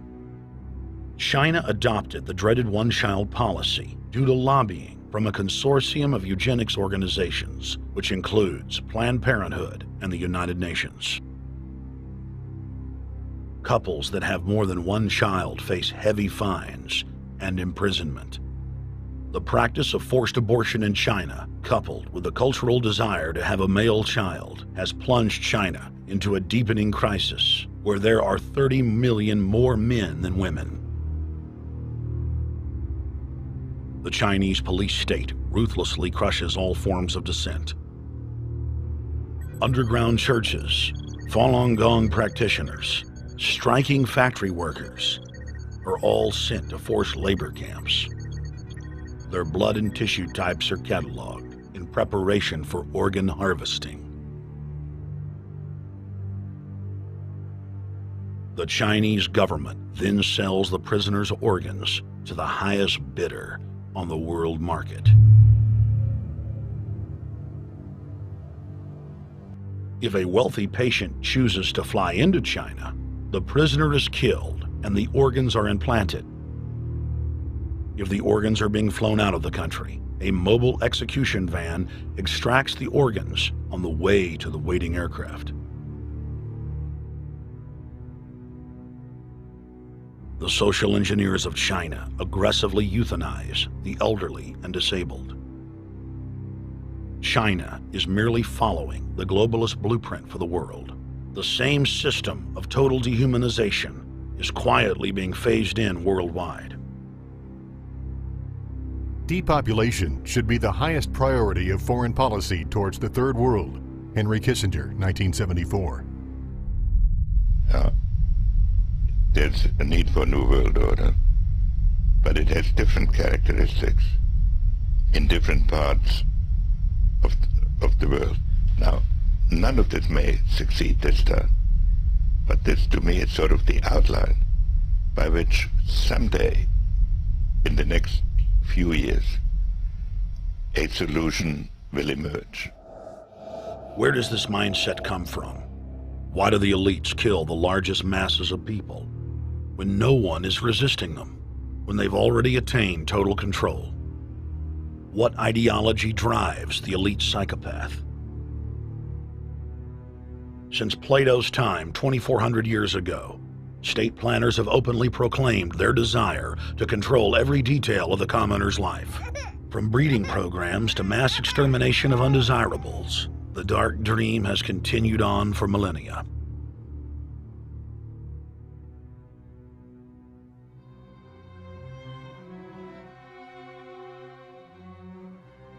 The scientific rationale for tyranny has always been attractive to elites because it creates a convenient excuse for treating their fellow man as lower than animals. Robert Thomas Malthus, famous for saying that a mass food collapse would be helpful because it would wipe out the poor. His fictional scenario would later be called a Malthusian catastrophe. Malthus is important because his ideas led to the rise of a new scientific field that would dominate the course of human history for the next 200+ years. Charles Darwin, an admirer of the Malthusian catastrophe model, developed the theory of evolution, its chief tenet being the survival of the fittest.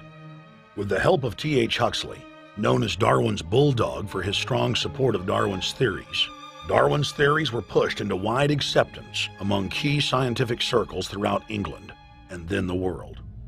Darwin's cousin, Francis Galton, credited as the father of eugenics, saw an opportunity to advance mankind by taking the reins of Darwin's evolution theory and applied social principles to develop social Darwinism.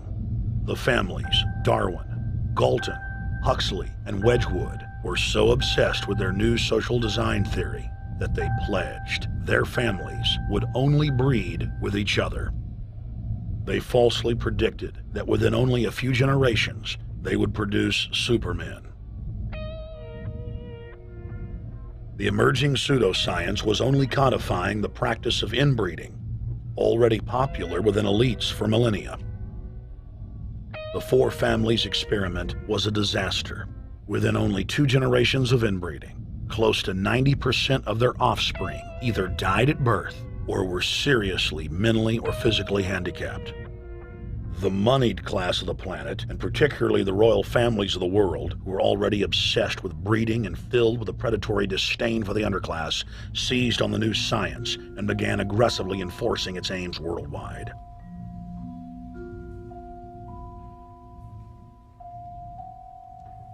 Biometrics appears to be a new science, but it was actually developed by Galton back in the 1870s as a way to track racial traits and genetic histories, and as a way to decide who would be licensed to breed.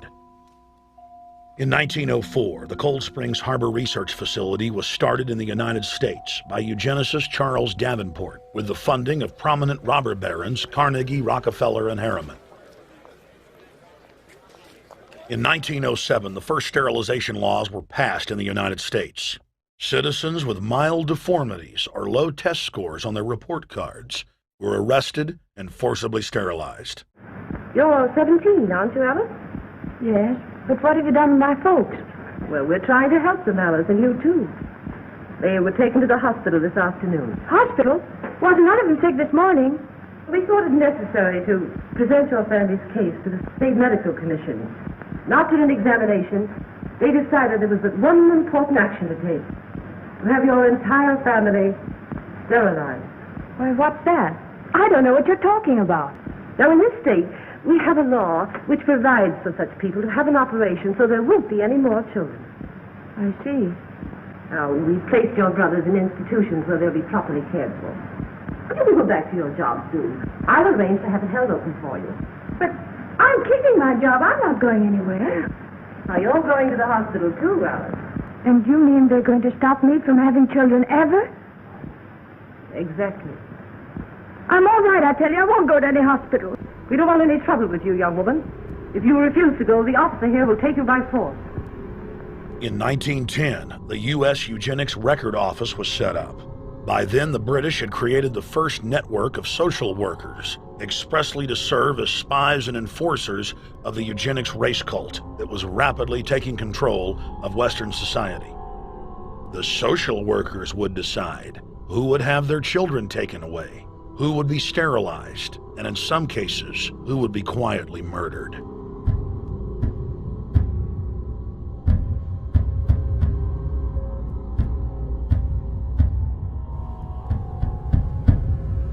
In 1911, the Rockefeller family exports eugenics to Germany by bankrolling the Kaiser Wilhelm Institute, which later would form a central pillar in the Third Reich. At the 1912 International Eugenics Conference in London, eugenics becomes an international craze and gains superstar status. The futurist and best-selling sci-fi author H.G. Wells had studied biology under top eugenicists and was spreading the new faith worldwide. In 1916, H.G. Wells' lover, Margaret Sanger, starts her promotion of eugenics in the United States. In 1923, Sanger receives massive funding from the Rockefeller family. Sanger wrote to fellow eugenicist Clarence J. Gamble that black leaders would need to be recruited to act as frontmen in sterilization programs directed against black communities. In 1924, Hitler pens Mein Kampf, or My Struggle, and credits U.S. eugenicists as his inspiration. Hitler even wrote a fan letter to American eugenicist and conservationist Madison Grant, calling his race-based book, The Passing of the Great Race, his Bible. Hitler developed the plan for mass extermination of the Jews and what he called other sub-races, as well as the handicapped, from Grant. By 1927, eugenics hit the mainstream. The so-called science was aggressively pushed through contests at schools, churches, and at state fairs. Churches competed in contests with big cash prizes to see who could best implement eugenics into their sermons. Major denominations then tell Americans that Jesus is for eugenics. That same year in the United States, more than 25 states passed forced sterilization laws, and the Supreme Court ruled in favor of brutal sterilization policies. When Hitler came to power in 1933, one of his first acts was to pass national eugenics laws, modeled after laws in the United States.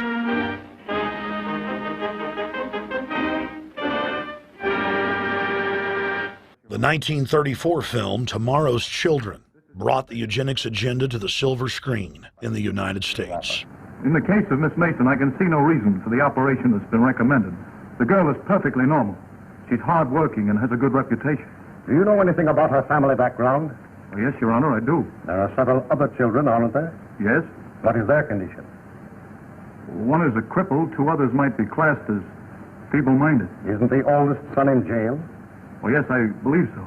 And knowing all that, you still contend that this girl should be allowed to bring more people like that into the world? She's sound, Your Honor. She's not anything like the rest. Surely she should be given a chance to work out her own salvation. I can't agree with you, Doctor. Suppose she is normal. The chances are that her children will inherit the family taint. Isn't that possible? But, Your Honor, I'm sorry, Doctor. 3 generations of unfit are enough. Petition not allowed. By 1936, Germany had become the world leader in eugenics for taking effective actions to sterilize and euthanize hundreds of thousands of victims. The big 3 of American eugenics, Davenport, Laughlin, and Goethe, were dispatched by the Rockefellers to Germany, where they advised the Nazis on the fine-tuning of their extermination system. With the strong support of the U.S. and England, Germany had gone over the edge, and tens of millions would pay with their lives. At the end of the war, the Allies protected from prosecution the very Nazi scientist that had tortured thousands of people to death. The Nazi brand of eugenics had embarrassed the elites, but they had no intention of stopping their plans. The Allies literally fought with each other over who would get top Nazi eugenicist. It didn't matter if the SS doctors had tortured tens of thousands to death. They were free to go.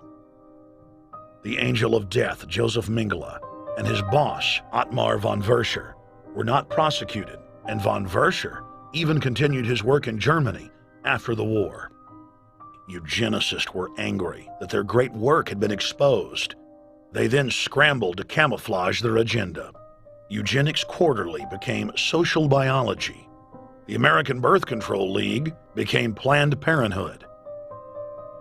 New terms like transhumanism, population control, sustainability, conservation, and environmentalism replaced racial hygiene and social Darwinism. Many eugenicists of the previous period engaged in what they called crypto-eugenics, purposefully taking their eugenics beliefs underground.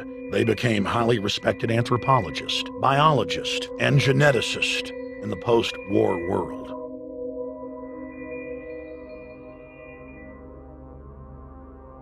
The Allies then smuggled thousands of Nazi scientists out of Germany and placed them in key scientific positions, ranging from bioweapons to rocketry throughout the military-industrial complex. The founder of IBM was a devout follower of Hitler. Thomas J. Watson had supplied his punch card computers and IBM technicians to the Nazis for use in the death camps. Tattoos on camp victims were IBM human identification numbers, which fed into the computers. IBM had used similar punch card systems as early as 1928 in a Jamaican race mixing study. The first real computers were literally invented by a eugenicist for eugenics. UN chieftain and unrepentant eugenicist Julian Huxley argued that since the leaders of eugenics had founded the environmental and conservation movements, that they should be used as vehicles in the formation of a world government. Just as H.G. Wells had envisioned, this government would be controlled by a scientific dictatorship and would be guided by the principles of eugenics. Huxley created the World Wildlife Fund with Bilderberg founder and former SS officer Prince Bernhard of the Netherlands and Prince Philip of England. In the event that I am reincarnated, I would like to return as a deadly virus in order to contribute something to solve overpopulation. Prince Philip, reported by Deutsche Presse-Agentur, DPA, August 1988. Aldous Huxley, author of Brave New World and brother of Julian Huxley, gave a speech at Berkeley in 1962, shortly before his death. He admitted that his best-selling book, Brave New World, written in 1932, was based not on fiction, but on what the elite were actually planning to implement. And here I would like briefly to compare the parable of Brave New World with another parable which was put forth more recently in George Orwell's book, 1984. I'm inclined to think that the scientific dictatorships of the future, and I think there are going to be scientific dictatorships in many parts of the world, will be probably a good deal nearer to the Brave New World pattern than to the 1984 pattern. They will be a good deal nearer, not because of any humanitarian qualms in the scientific dictators, but simply because the Brave New World pattern is probably a good deal more efficient than the other.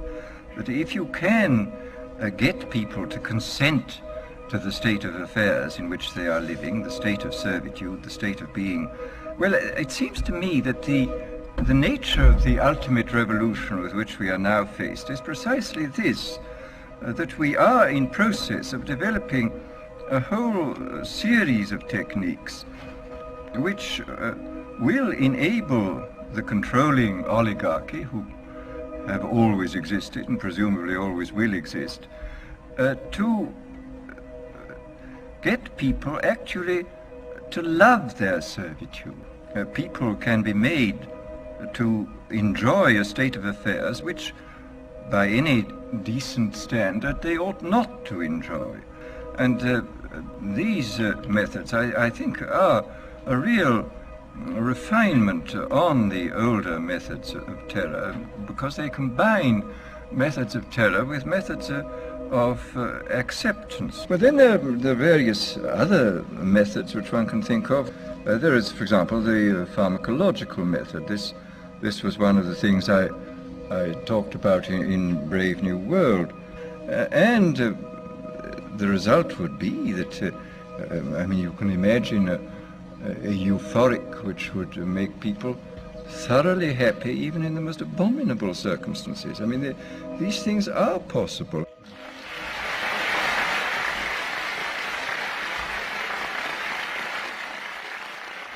The elite have left a massive wave of destruction behind them as they cold-bloodedly experiment on civilian populations as if we are lab rats.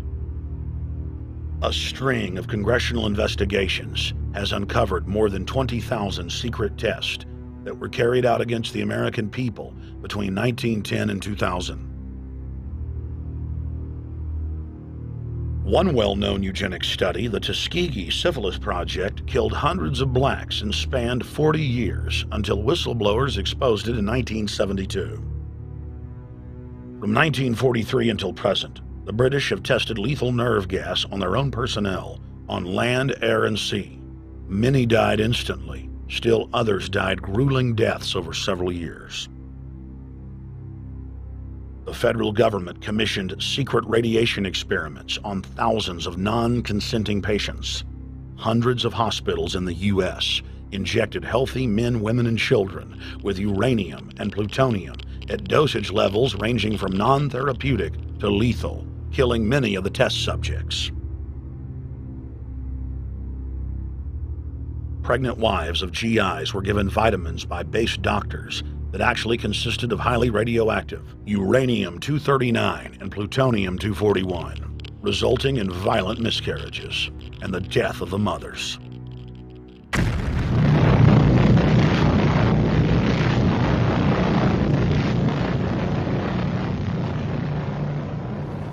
Soldiers, sailors, and Marines were used as guinea pigs in hundreds of atomic and hydrogen bomb tests. Patriotic Americans were radiated side by side with lab animals.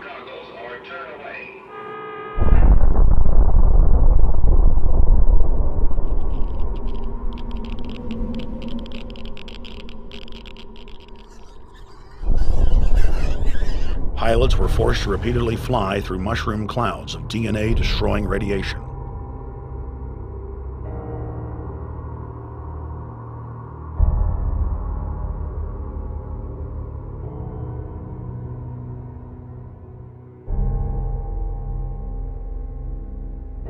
From 1951 to 1961, the U.S. Army paid Israel's health ministry 3 million lira to conduct radiation testing on Sephardic children that immigrated to Israel.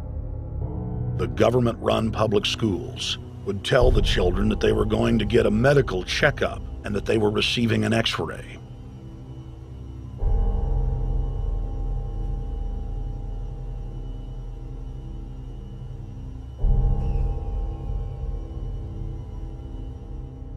The Pentagon had already radiated more than 4,000 institutionalized children in the United States, many of which had died.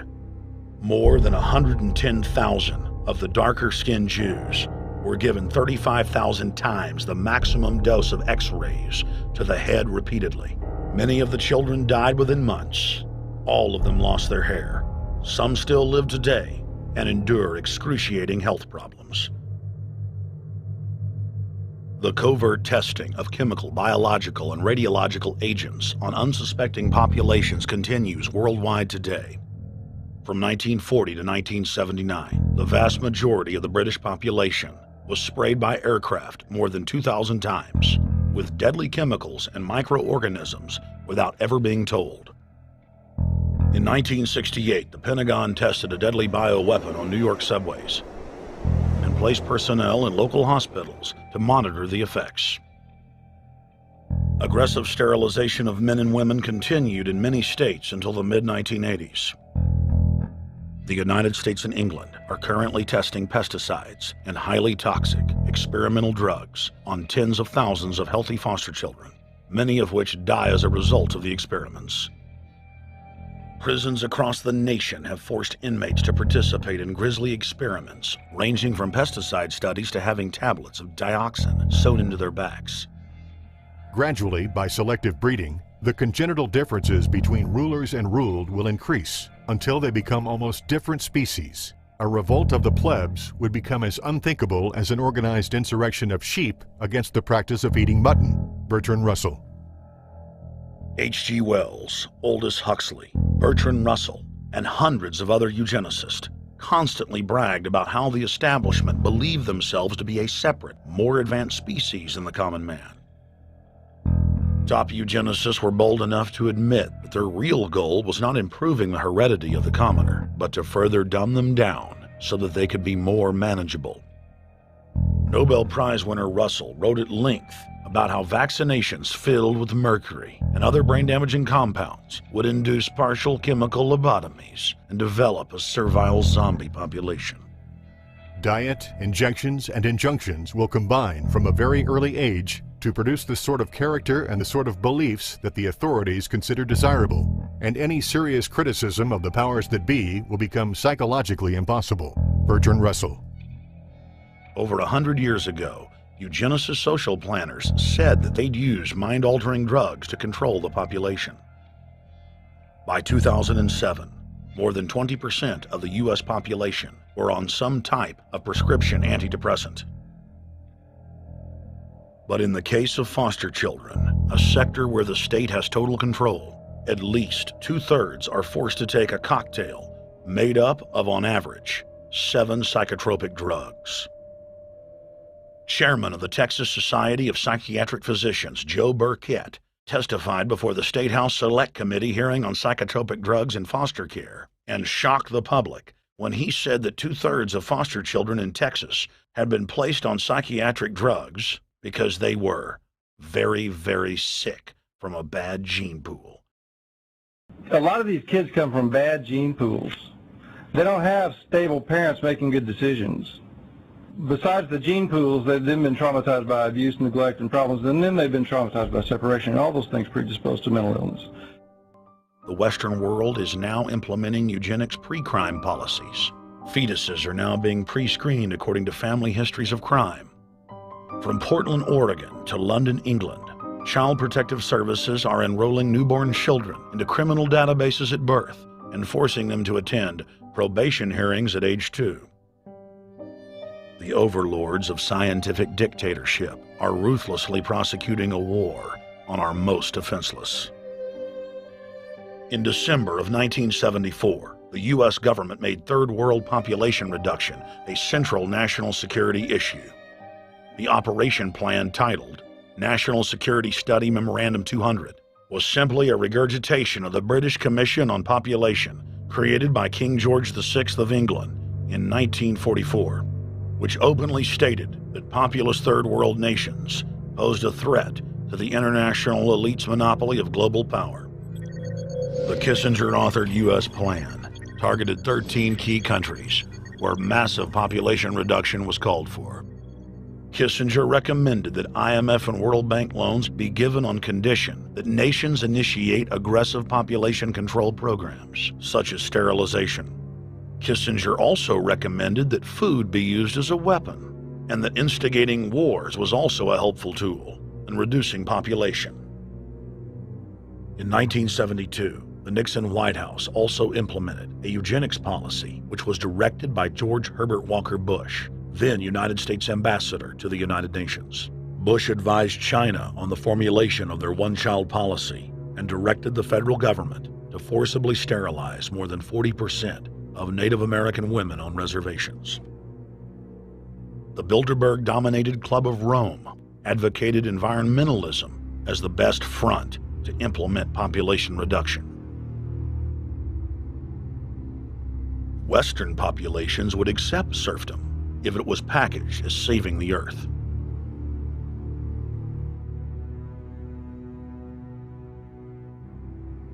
Industrialization of Africa, Asia, and Latin America could be blocked. Citizens would more willingly give up their national sovereignty if it were sold as a way to help the planet. The think tank also concocted the peak oil fraud as a way to create artificial scarcity. And the Club of Rome has been aggressively pushing a global carbon tax as a way to fund their planetary government. In the draft copy of the United Nations Global Biodiversity Assessment, it states very clearly that we must reduce the human population from its current level of about 6 billion people down to about 1 billion people. In the 1970s, South Africa developed race-specific bioweapons to target blacks and Asians, and then subsequently sold the technology to Israel in the mid-1980s. In September of 2000, the Project for a New American Century published a document in which Dick Cheney described race-specific bioweapons as politically useful tools. And somebody mentioned, well, why would they want to reduce the human population when that means less money for them? Most people have no idea. They're not after money. They have all the money they need. They're after power. That's their aphrodisiac. The overlords of the New World Order are now aggressively pushing for a worldwide one-child policy. The Chinese one-child policy was phased in gradually. In the 60s, when it began, you only had to pay a tax penalty. Only later did they imprison you if you had more than one child. Now the exact same proposals to penalize couples who have more than one child are being made in the United States, England, and Europe. In the push to reduce global warming, children, according to some, are the new culprits. A think tank in the UK says too many kids are what's making the planet worse, saying large families, anything over 2 children really, should be frowned upon as an environmental no-no, akin to not reusing your plastic bags, driving one of those big gas-guzzling cars, taking long trips overseas. The UK, in fact, has negative growth. I think Canada does too. That still, families in our rich countries shouldn't have more than 2 kids. In 1998, Ted Turner pledged to give more than $1 billion to the United Nations to be spent in the implementation of population reduction policies planet-wide.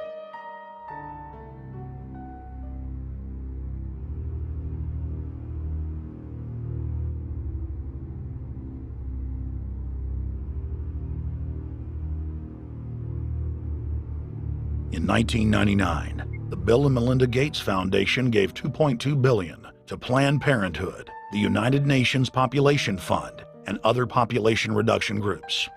By 2007, the Gates had given more than $30 billion, almost exclusively to population control groups. The controlled corporate press cynically reported that the Gates were giving the money to help third world children. Bill and Melinda Gates were dethroned as the world's most generous philanthropists when their friend and fellow population reduction enthusiast, Warren Buffett, gave $37 billion to fund an army of population control groups. And I actually think the world will be much better when there's only 10 or 20% of us left. Dr. Eric Pianka. Prominent University of Texas biologist Dr. Eric Pianka, while receiving an award from the Texas Academy of Science, said that the worldwide AIDS pandemic was, quote, no good, it's too slow, and went on to laud the virtues of Ebola because it would kill 90% of the world population quickly. When his statements erupted into a national controversy, his graduate students defended him, stating that Pianka was too conservative and that all humans should be killed. But most frightening was the fact that in a crowd of over 1,000 prominent scientists, local newspapers reported that 95% of those in attendance gave Pianka sustained standing ovations every time he extolled the virtues of mass-culling microbes and man's destruction.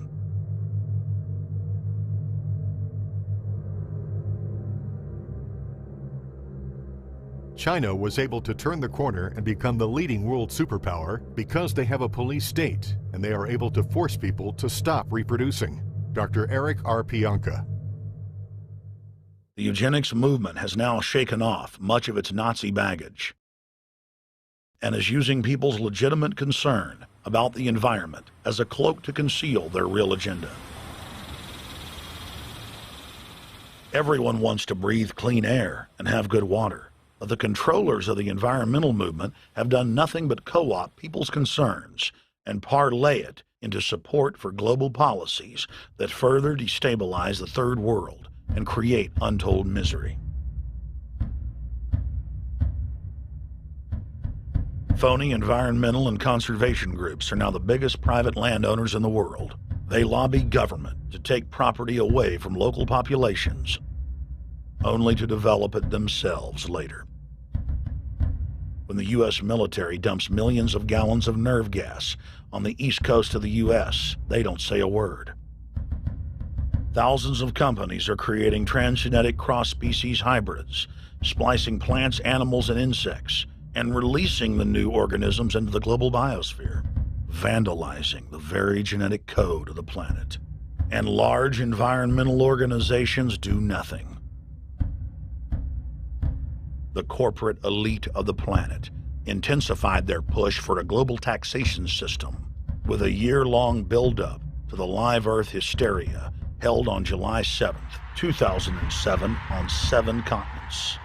World leaders announced that saving the Earth was the new organizing principle for humanity and hailed it as the planet's new religion. They claimed that CO2, which plants breathe, was killing the Earth, and that we must reduce the number of children we have to curtail our carbon footprint.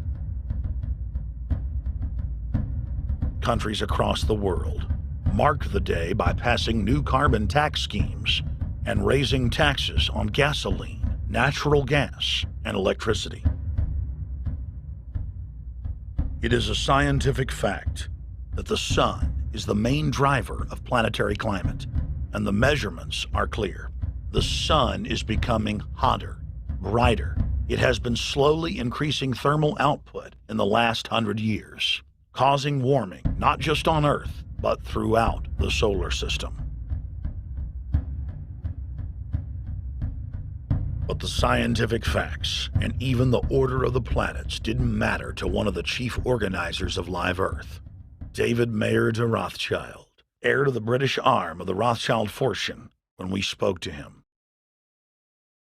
When I called Rothschild on the order of the planets, he just laughed, thinking the audience wouldn't get it. He continued to count on the population's ignorance and claimed that the global warming lobby has nothing to do with carbon taxes. I guess he hadn't spoken with his good personal friend, Al Gore.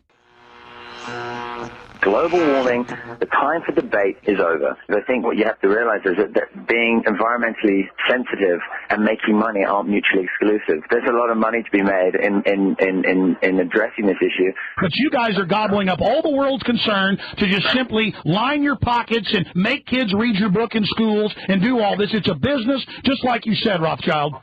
It's not. Do you think I make any money out of this? It's the same thing. It's the same thing your your money-changing ancestors did. They're in Germany, Red Shield, and I'm calling you out, Red Shield. We know it's a scam.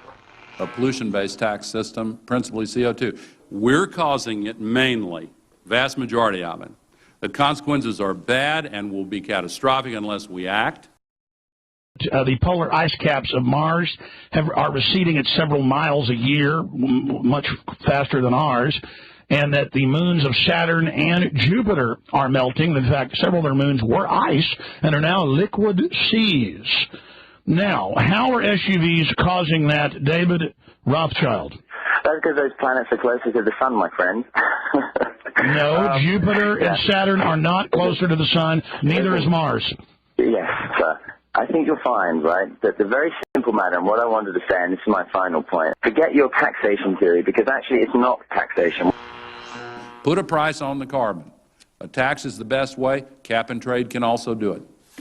If there were a carbon-based tax, would there be a need for an economy-wide cap and trade system? They are not either or. We can do both. I am in favor of both.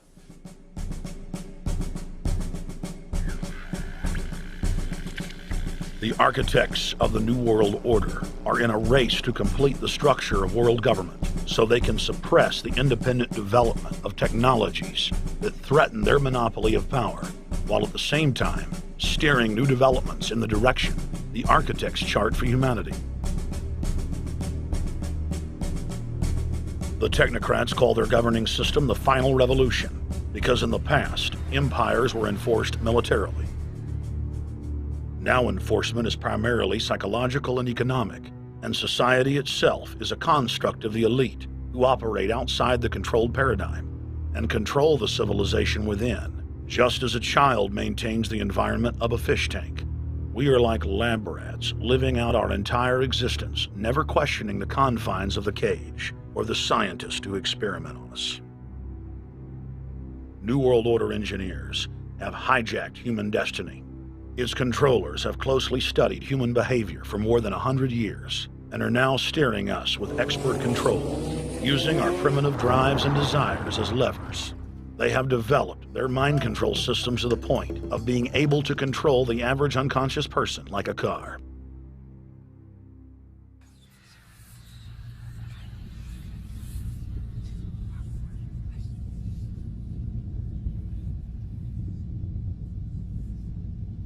Eugenics dominated the 20th century. Its ruthless spirit has now metastasized into the fields of genetics, nanotech, and robotics. But that's not surprising.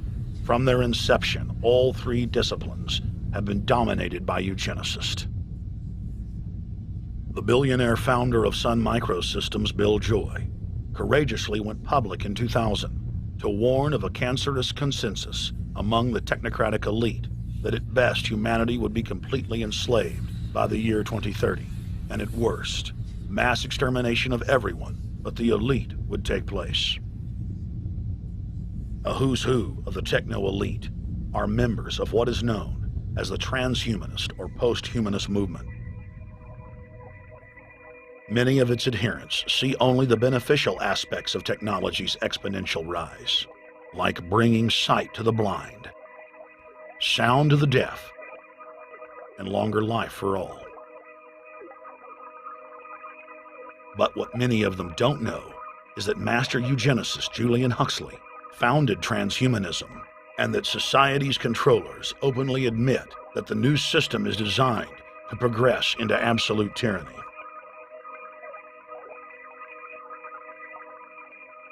Leading transhumanist Ray Kurzweil boasts that technological advancements will allow those that can afford it to live forever, but admits that most won't be able to keep up with the new master race.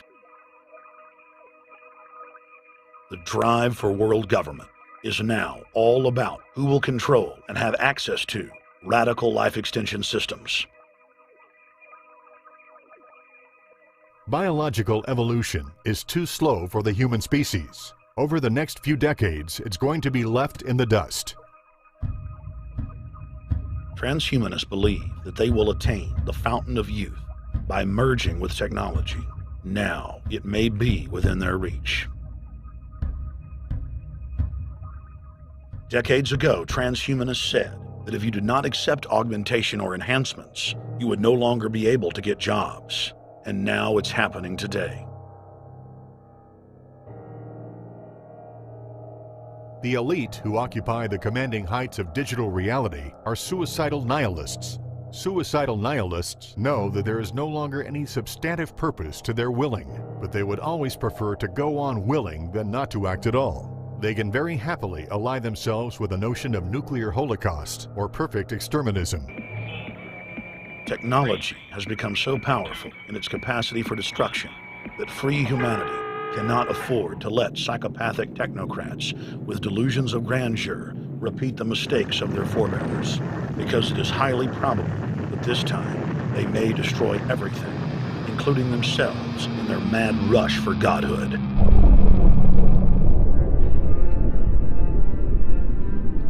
In this film, we have chronicled the Overlord's bloody orgy of experimentation, which already claimed the lives of more than 150 million people in the 20th century. And now, they are promising to deliver an invincible tyranny that will dwarf their past exploits. In the days of World War II, there were sovereign nations and armies to stand against Hitler's final solution. Once world government is in place, no one will be able to stop the New World Order's plans for global population reduction. For those immune to psychological programming, hundreds of FEMA camps have already been built throughout the United States. In their quest for population reduction, no method is off the table.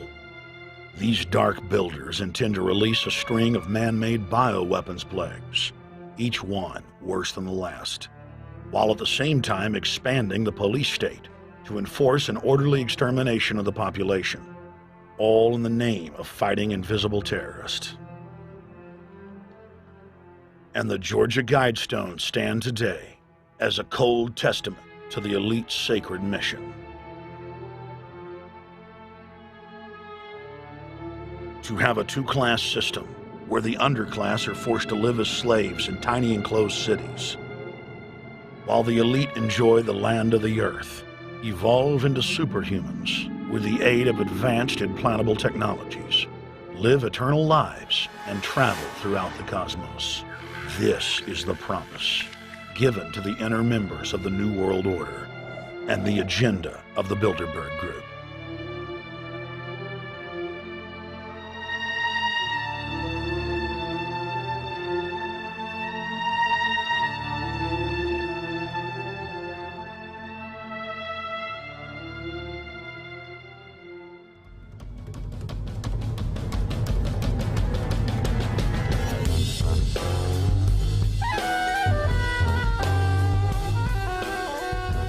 In 2007, Jim Tucker continued his 30-year quest to expose the globalist by traveling to Istanbul, Turkey, the site of Bilderberg, 2007.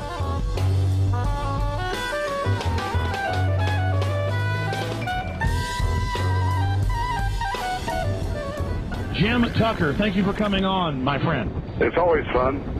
Jim, tell us what you saw today when you were out at the Ritz Hotel. We were at the Ritz-Carlton. It looked like a typical Bilderberg scenario. They had the armed guards all around the place. They had platoons of cops in formation waiting for the disbursement. They also had cops all the way around the building, and they had all those high-tech things where every member can hear whatever's spoken in any language, instantly translated into his own language so they can keep up with it.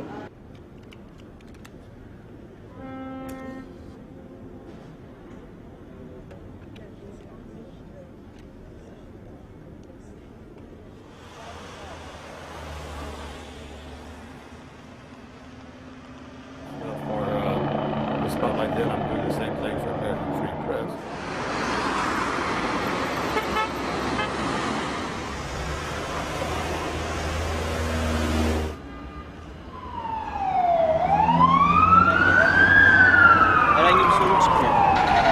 Hey, is the hotel open? Şimdiki İngilizce bilen var mı? Ben bilmediğim için. Let's just ask him directly.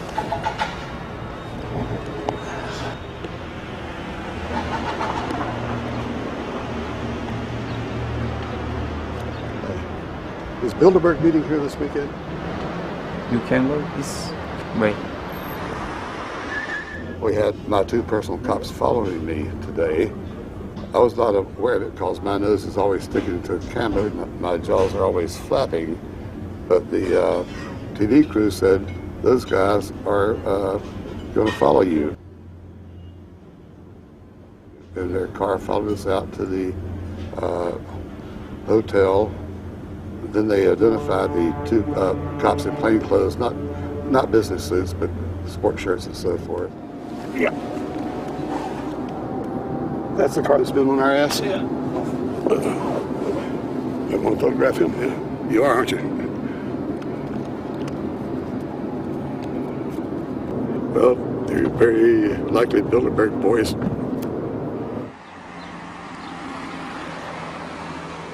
John Elkin, owner of Fiat and a fellow Bilderberger, thought that they could take a stroll off the grounds without being noticed by the commoners. I was thinking about that.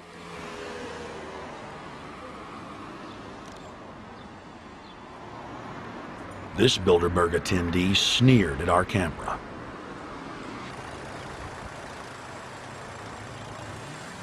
This carload of kingpins gave the media a murderous look and seemed shocked that they would dare point a camera in their direction.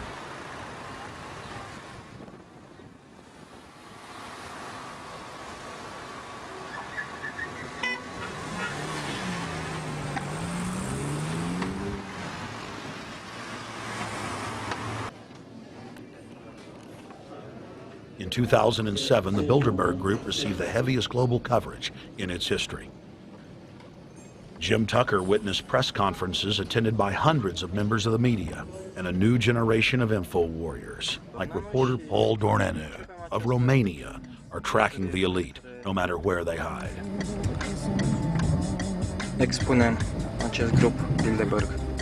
Now, Jim, my governor, Rick Perry, it's in the front of the Dallas Morning News. The headline reads, Texas Governor Rick Perry to attend Bilderberg. What does it mean to have the governor of Texas in the Dallas Morning News just admitting he's going to Bilderberg Group? It means he's a potential president, even as the obscure governor of Arkansas, Bill Clinton, lost his virginity at the Bilderberg meeting in Baden-Baden, Germany in 1991, and he's elected president the following year. Now, if he goes nowhere in a run for the White House in the years ahead, they'll drop him like an old shoe. They do that often, but officially, Bilderberg considers Governor Rick Perry a potential president of the United States. Yes, it's a violation of the Logan Act, for which Bill Clinton's White House was fined $300,000, which means the taxpayers paid it. When Perry returned to Texas from Istanbul, we were determined to hold him accountable for his treasonous actions.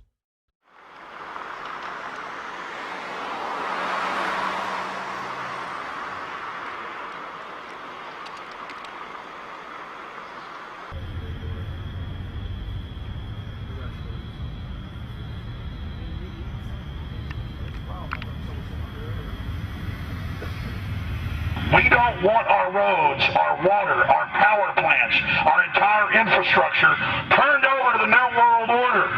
And we tell you now the people are rising up and learning what you're doing, and they're angry. And they're tired of it. Stop enslaving us. Stop setting up tyranny. Stop going along with the New World Order plan if you've got any soul left, Rick Perry. The First Amendment still exists, Perry, and we're back here again tonight, telling you we're not going to put up with it. Long live the Republic. We shall prevail. Death to the New World Order.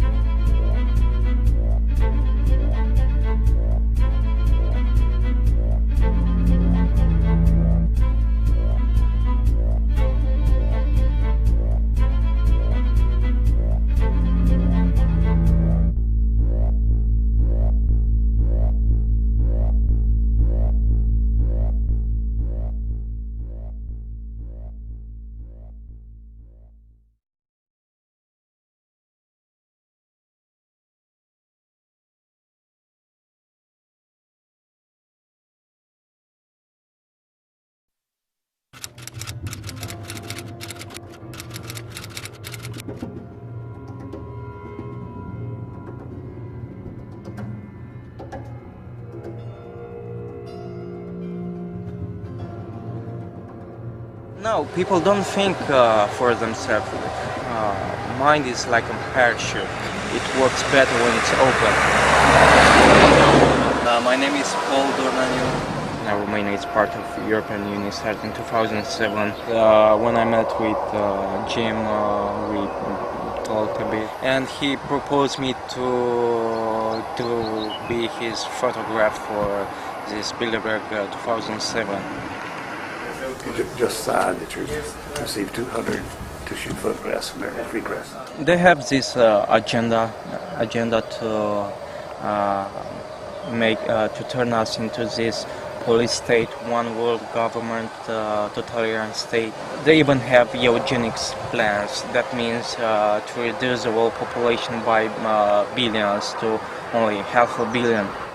We are steps away from having chips implanted into us, biometrics passports with tracking IDs in them. Okay, let's go to Carlton first in that classic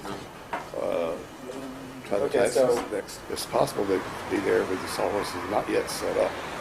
There was one time when they were very late when they were trying to dodge the bullet. But typically, the guards would be dispersed by now, typically.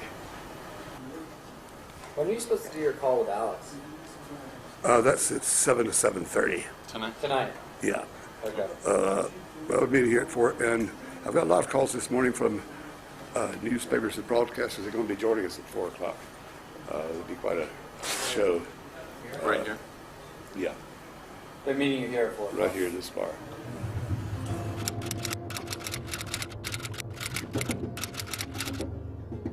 We had my two personal cops following me today. I was not aware of it because my nose is always sticking to the camera. My jaws are always flapping. But the TV crew said, those guys are going to follow you. He's going to jump in a car and follow us?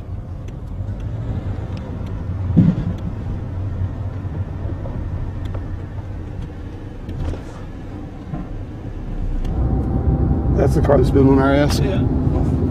The same white car? And their car followed us out to the hotel.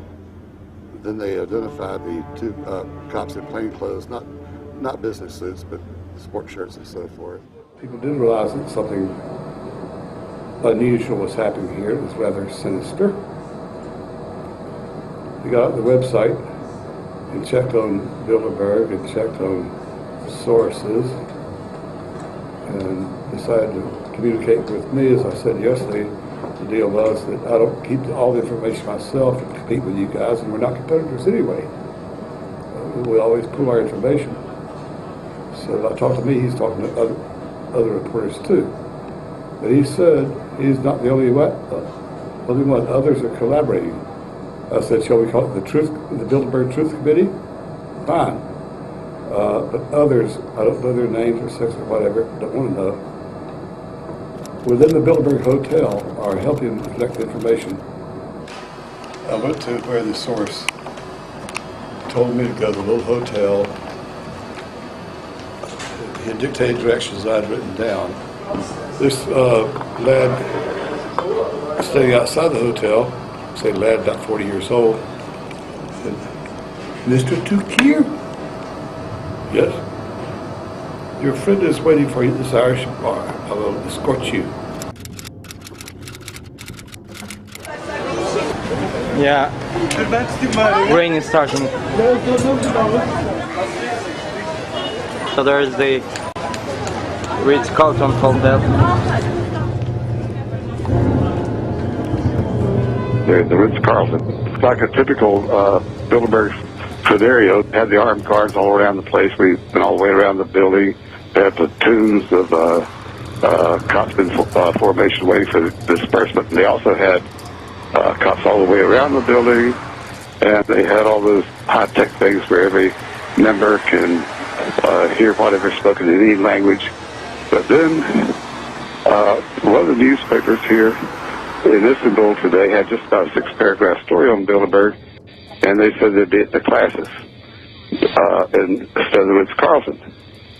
Now, they could be lying because Bilderberg's told much bigger lies than that one, and they could have told a good, decent, honest reporter it's going to be the classes as a diversion.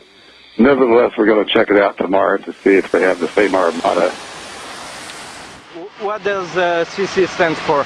Diplomatic, for diplomatic. Okay. It's an embassy. Don't film me. Okay. Don't film me. I can talk, but don't film me. What that guy had... he said it's forbidden to film here. And we asked why. And he cannot forbid us to film, he said. And he said, but you have to stop filming. And then he left. But we are on public domain here. Yes, that's the whole point. Are you from a local TV station? No, I'm just a Bilderberg watcher, let's say. Where do you think the meeting is going to take place? I mean, my intelligent guess would be classes. Classes? Classes resort. But Jim Tucker is here. We talked earlier with him. But why will they go to another hotel when they are staying here? They have conferences here. As far as security, this is the best security because on 22nd floor there is more stuff. Yes, we heard that. It was a typical Bilderberg dictated story when they see an avalanche of publicity they did not want. About 6 paragraphs deep inside the newspaper, talking about how these wonderful people are meeting at the classes. And of course they knew they were not meeting at the classes.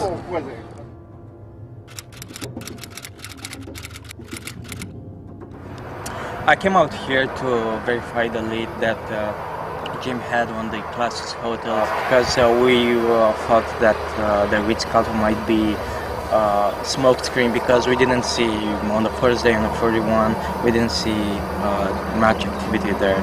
So yeah, I took some outside and inside pictures. I could easily get into the hotel. I pretended that I have a business meeting there.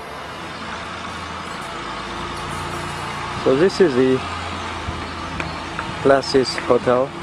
Clearly this is very quiet.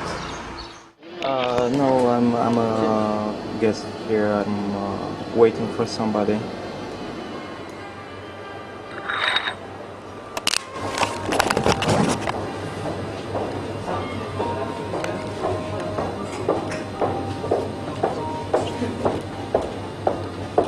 Hi. Is there any conference this weekend here? Do you know what is that about? Something I heard about economics. About the Classes Hotel. Okay. Not a conference. I'm in this 5-star hotel. It's very nice. It's very quiet. Nobody knows to seems nothing. And we'll wait a bit. One more question. I think this group is called something like Build. Okay, Matt. What? Bill, yes. Build, something like that. This is a secret organization? Huh? Secret? No. No? Not expensive cars or limousines or stuff like that. It's all quiet, all very, very quiet. I don't think anything will be going on at this hotel.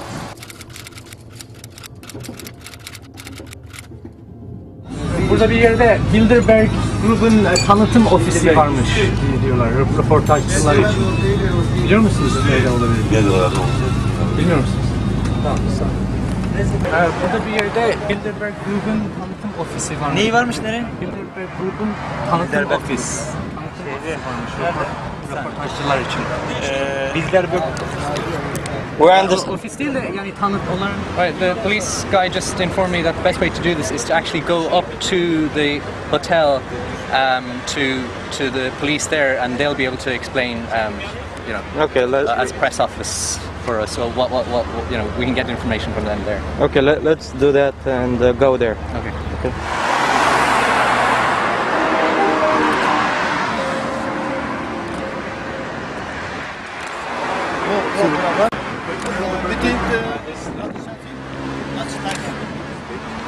Okay. Morning. Tomorrow. Tomorrow. Okay. Right at the top. You can wave to them at the top. Oh yeah. Do that again. We're not very friendly. Something happening here? Yeah, do you know what's happening here? No. No, you have no idea. No. Do you know that the governor of Texas is here? Where are you from? England. England. Oh, There are some other people from England here. We've come here for a movie. Here is the Bilderberg meeting. Have you heard before of Bilderberg? Oh, right. Have you heard before? No, it's a secret meeting. They meet for a few days here at this location, or they change location every year and discuss economics, politics. For example, they decide to raise the tax on gas in the United States to $5. So is the governor of Texas George Bush's brother, or is it somebody different? No.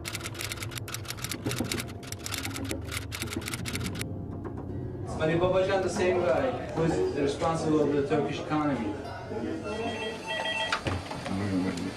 Hello? We're gonna wait until the pictures come out.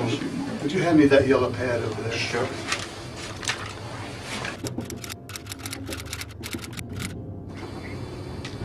Did Bilderberg have a press release? Well, last year the Canadian newspapers jumped on so hard that they did give us a list. We had one last year. Yeah, but that was as a result of a tremendous amount of pressure. Is the list you provided? I know it's partial. We got the count up to about 105 now by local newspapers reporting who's going to be here, and by observation, we got up to about 105.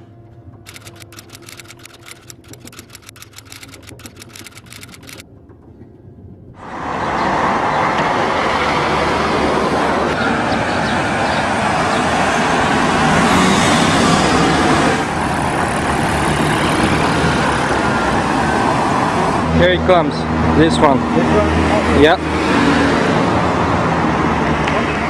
In spite of all these things Bilderberg boasted about, they're still very depressed over the fact that their program for world government has had so many setbacks.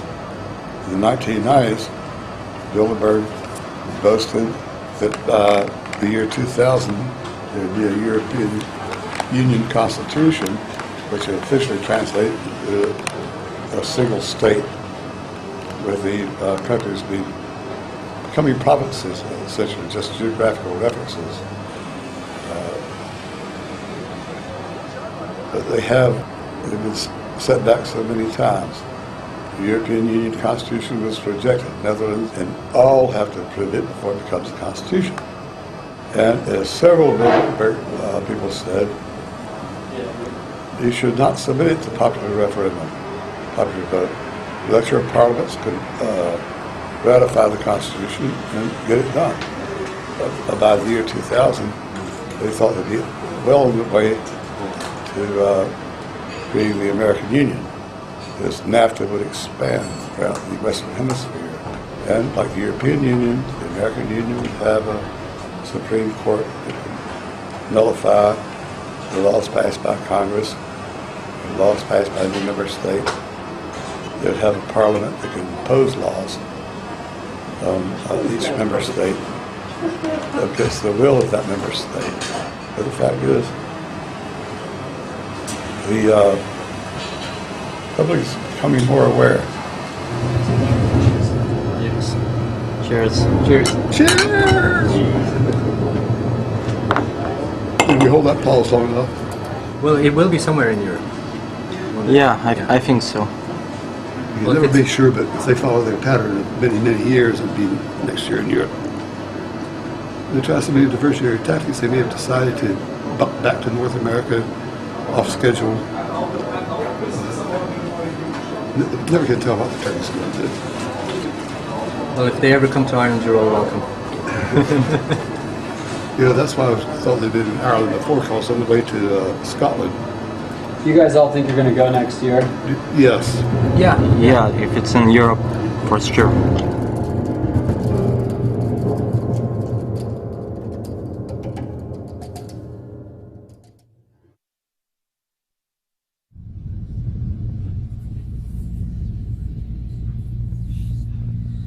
Estelin then told us about the Bilderberg Group's concern that the American people are awakening to their attempt to use the third world populations as a battering ram to accelerate North American integration and the end of the United States.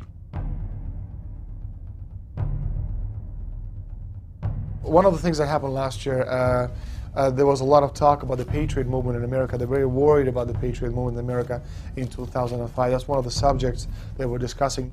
We saw last year how a very small but very determined population base could put an end, literally stop dead in their tracks all the illegal immigrants coming through. They did not make the Bilderbergs very, very happy. America is being sacrificed on the altar of globalism. The United States must fall before the New World Order can rise. Univisión va a ser transmitido internacionalmente. Lo van a estar viendo en vivo desde allá, desde las gentecitas bonitas que nos acompañan en México. Los que quieran mandar saludos a Univisión, a sus mujeres, ahí va a estar el canal Univisión.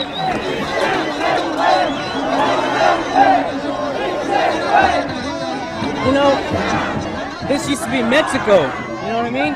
And the people that were here before, they're just not gonna get up and leave. México, México, México, México, arriba México, The globalists are using a divide and conquer strategy to balkanize the United States. You know, they cause all this exploitation across the globe, and they wonder why people come to America. You know? So is your argument that NAFTA and CAFTA are designed to increase illegal immigration? It's not designed, well, you know what? You might have a point there.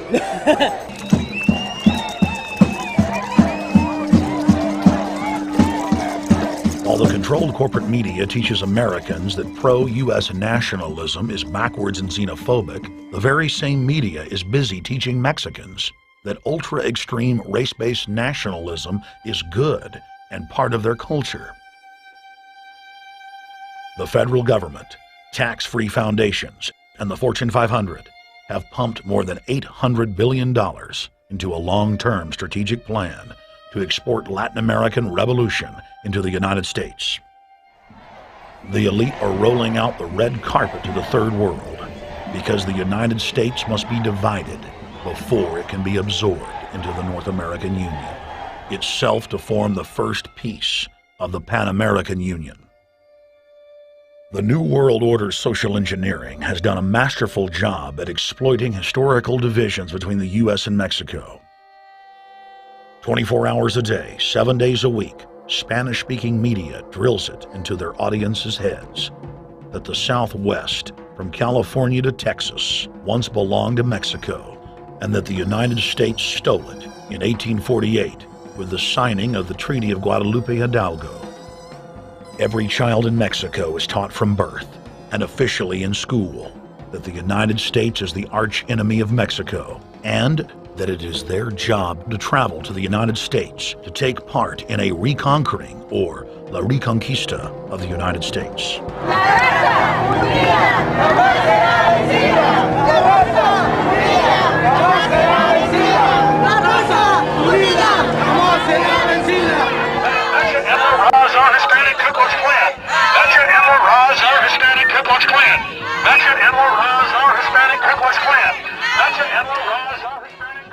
It is a historical fact that Mexico was born out of hardcore corruption and is still one of the most oppressive nations on earth.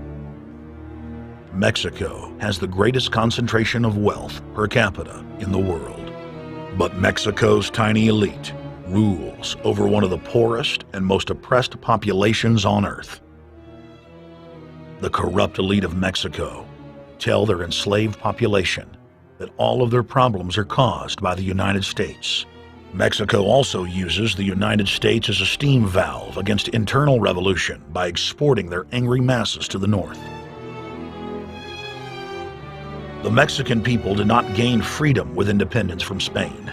From 1822 to 1836, Mexico was ruled by more than 10 dictators, calling themselves everything from the Emperor of Mexico to the King of the Americas. In 1 year alone, Mexico had 6 different masters. Completely bankrupt, Mexico could not maintain the few tiny forts and missions that guarded their northern realm. States were in continual rebellion across the collapsing empire. After Texans gained independence by defeating Santa Anna, things quieted down until April 24, 1846, when a Mexican cavalry force of 2,000 launched a sneak attack, wiping out a 63-man U.S. force patrolling the border. Mexican troops continued their assault deeper into U.S. territory for several months until they were turned back by U.S. forces, which then launched a lengthy campaign ending with the capture of Mexico City on September 15, 1847. The historical truth is incontrovertible. The West was won by the United States. England, Russia, Mexico, France all laid claim to the West at one time or another, but none could hold it. Even the native tribes warred with each other for the land. In the 21st century, the architects of the New World Order are using cheap slave goods and oceans of third world migrants to overrun the United States. The irony is staggering when you realize that the same oligarchs that have wrecked the third world are now framing the United States for their crimes and using the rightfully enraged mob as a weapon of conquest. The guest worker amnesty plan being pushed is nothing more than a North American Union standardized ID card that erases all three nations' sovereignties. Spanish-speaking TV, radio, and print is literally on fire with talk of revolution, with many stations bearing the name La Invasora, or The Invader. More than 600 billboards were purchased in Los Angeles alone, proclaiming that LA is now part of Mexico. If you really think about it, it's perfect for the elite.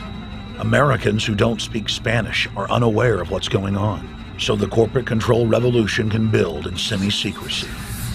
Most of the media outlets spewing the slogan, Viva la Raza, which translated means long live the race, are owned by New York and London-based companies that are cold-bloodedly pushing the breakup of the United States. We have discovered a national trend where government is demonstrating a clear double standard in their treatment of citizens versus illegal aliens. Citizens are arrested if they don't have insurance or driver's license. Illegals are not. Illegal aliens don't have to have a valid form of identification to set up a bank account or get a car loan, while citizens do. The government also subsidizes the illegals via welfare at taxpayer expense. This is not done to help the illegals, but to subsidize the large corporations that employ them in an ongoing war against the middle class. But selective enforcement got even worse in Seattle, Washington. Tens of thousands of demonstrators took to the streets, demanding amnesty for 30 million illegal aliens, despite the fact that many of them were undocumented. They were afforded the First Amendment right to speech and expression. Apparently taking over downtown Seattle, Washington, while waving Mexican flags and screaming La Raza was not enough for them. Of course, in Mexico, most demonstrations are broken up by the parasitic police force, firing machine guns into crowds, killing people. But that didn't stop them from demanding the police physically stop an American citizen from engaging in his own silent protest. Josh Moore shot this video on a small still camera while riding his motorcycle and was stuck in traffic for more than an hour due to the protest. The police did not arrest a protester who assaulted the driver through his sunroof as the crowd cheered.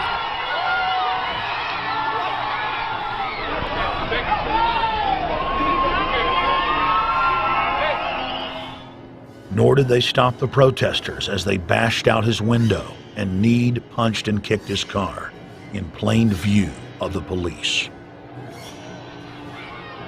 A plainclothes police officer then gave uniformed police the order to arrest the citizen, who had since complied with the officer's directive to suppress his First Amendment rights.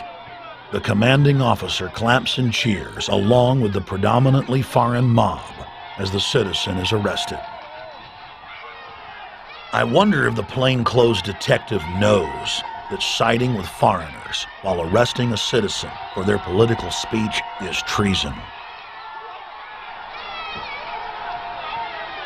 The man is clearly not resisting, But the Seattle police are determined to teach him that free speech is only reserved for servants and dupes of the New World Order. They said by the time they took him away, there was a huge pool of blood on the ground.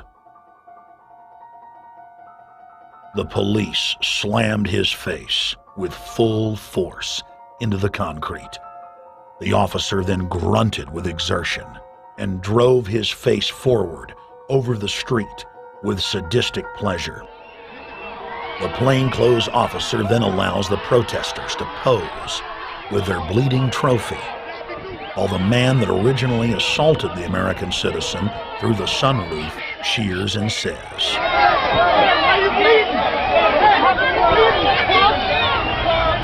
Hey, what's it like now, bitch? "Now you're bleeding. Now you're bleeding, punk. What's it like, bitch?" We later learned that the Seattle police had filled paddy wagons that day with American citizens who had tried to peacefully picket the event.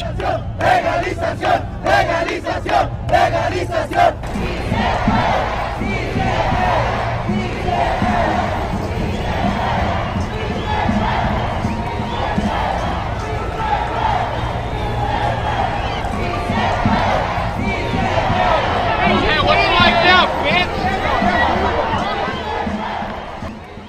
When the then President of Mexico, Vicente Fox, came to Austin, Texas in 2003, the police did their job and protected free speech, unlike the traitors in Seattle.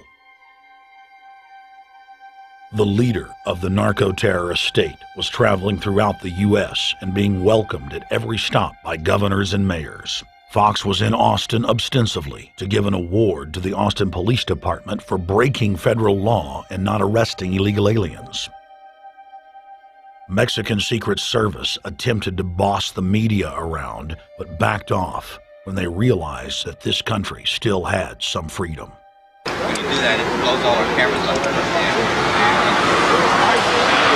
then we're going to have to take this out. So what is this? What is this? He's going to go check. It'd be good if you can angle it that way. Fox was scheduled to spew his propaganda and meddle in our affairs during a 30-minute press conference outside of the governor's mansion.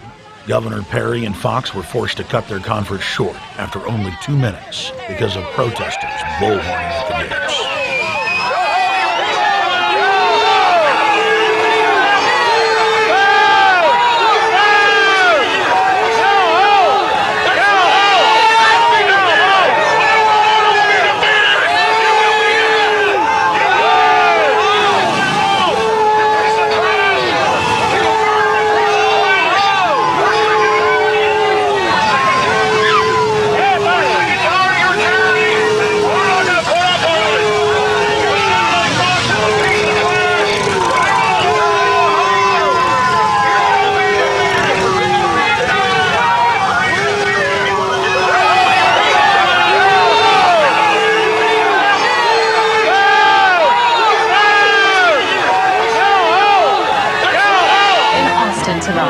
Good evening to you, and thank you for joining us tonight. I'm Christine Haas. And I'm Ron Oliveira. This is KVUE News at 10. Mexican President Vicente Fox is now in Austin, arriving at the governor's mansion amid very tight security tonight. KVUE's Chris Gutierrez is live at the mansion with tonight's top story. Chris? Ron, Mr. Fox and Governor Perry addressed the media for about 10 minutes tonight. Now, they plan on talking about issues that affect both Texas and Mexico. Things like education, water resources, expanding trade, and of course, immigration issues. We are here because we want to strengthen our relationship, both in political terms, in economic terms. We are here to be close to our paisanos, those Mexicans that diligently, with great passion, work every day to contribute to the better being of the United States, the better being of Texas, and better being of Mexico. Go home, Dictator Fox! Go home, Dictator Fox! Tonight is about renewing old friendships. It's about spending time with our friends. It's about our being together and enjoying a friendship. We are very enthusiastic about this visit, which we know is going to be very productive because we have many issues on the agenda that we are going to have conversations upon. I am sure it's going to be a great day tomorrow. Now, that voice you heard yelling in the background during President Fox's speech was that of activist Alex Jones. Jones says he wants Perry to keep Mexican immigrants out of Texas because he thinks they're taking too many American jobs. We have record immigration, illegal immigration in the history of the world. In the history of the world. We cannot assimilate this many people. And the government is teaching them to be balkanized, whether you're from Russia or China or Mexico, to control us. It's divide and conquer, and it finally destroyed the Roman Empire, and we're following that same path now. Even after leaving office in 2006, Vicente Fox has toured the United States, calling for amnesty and North American integration.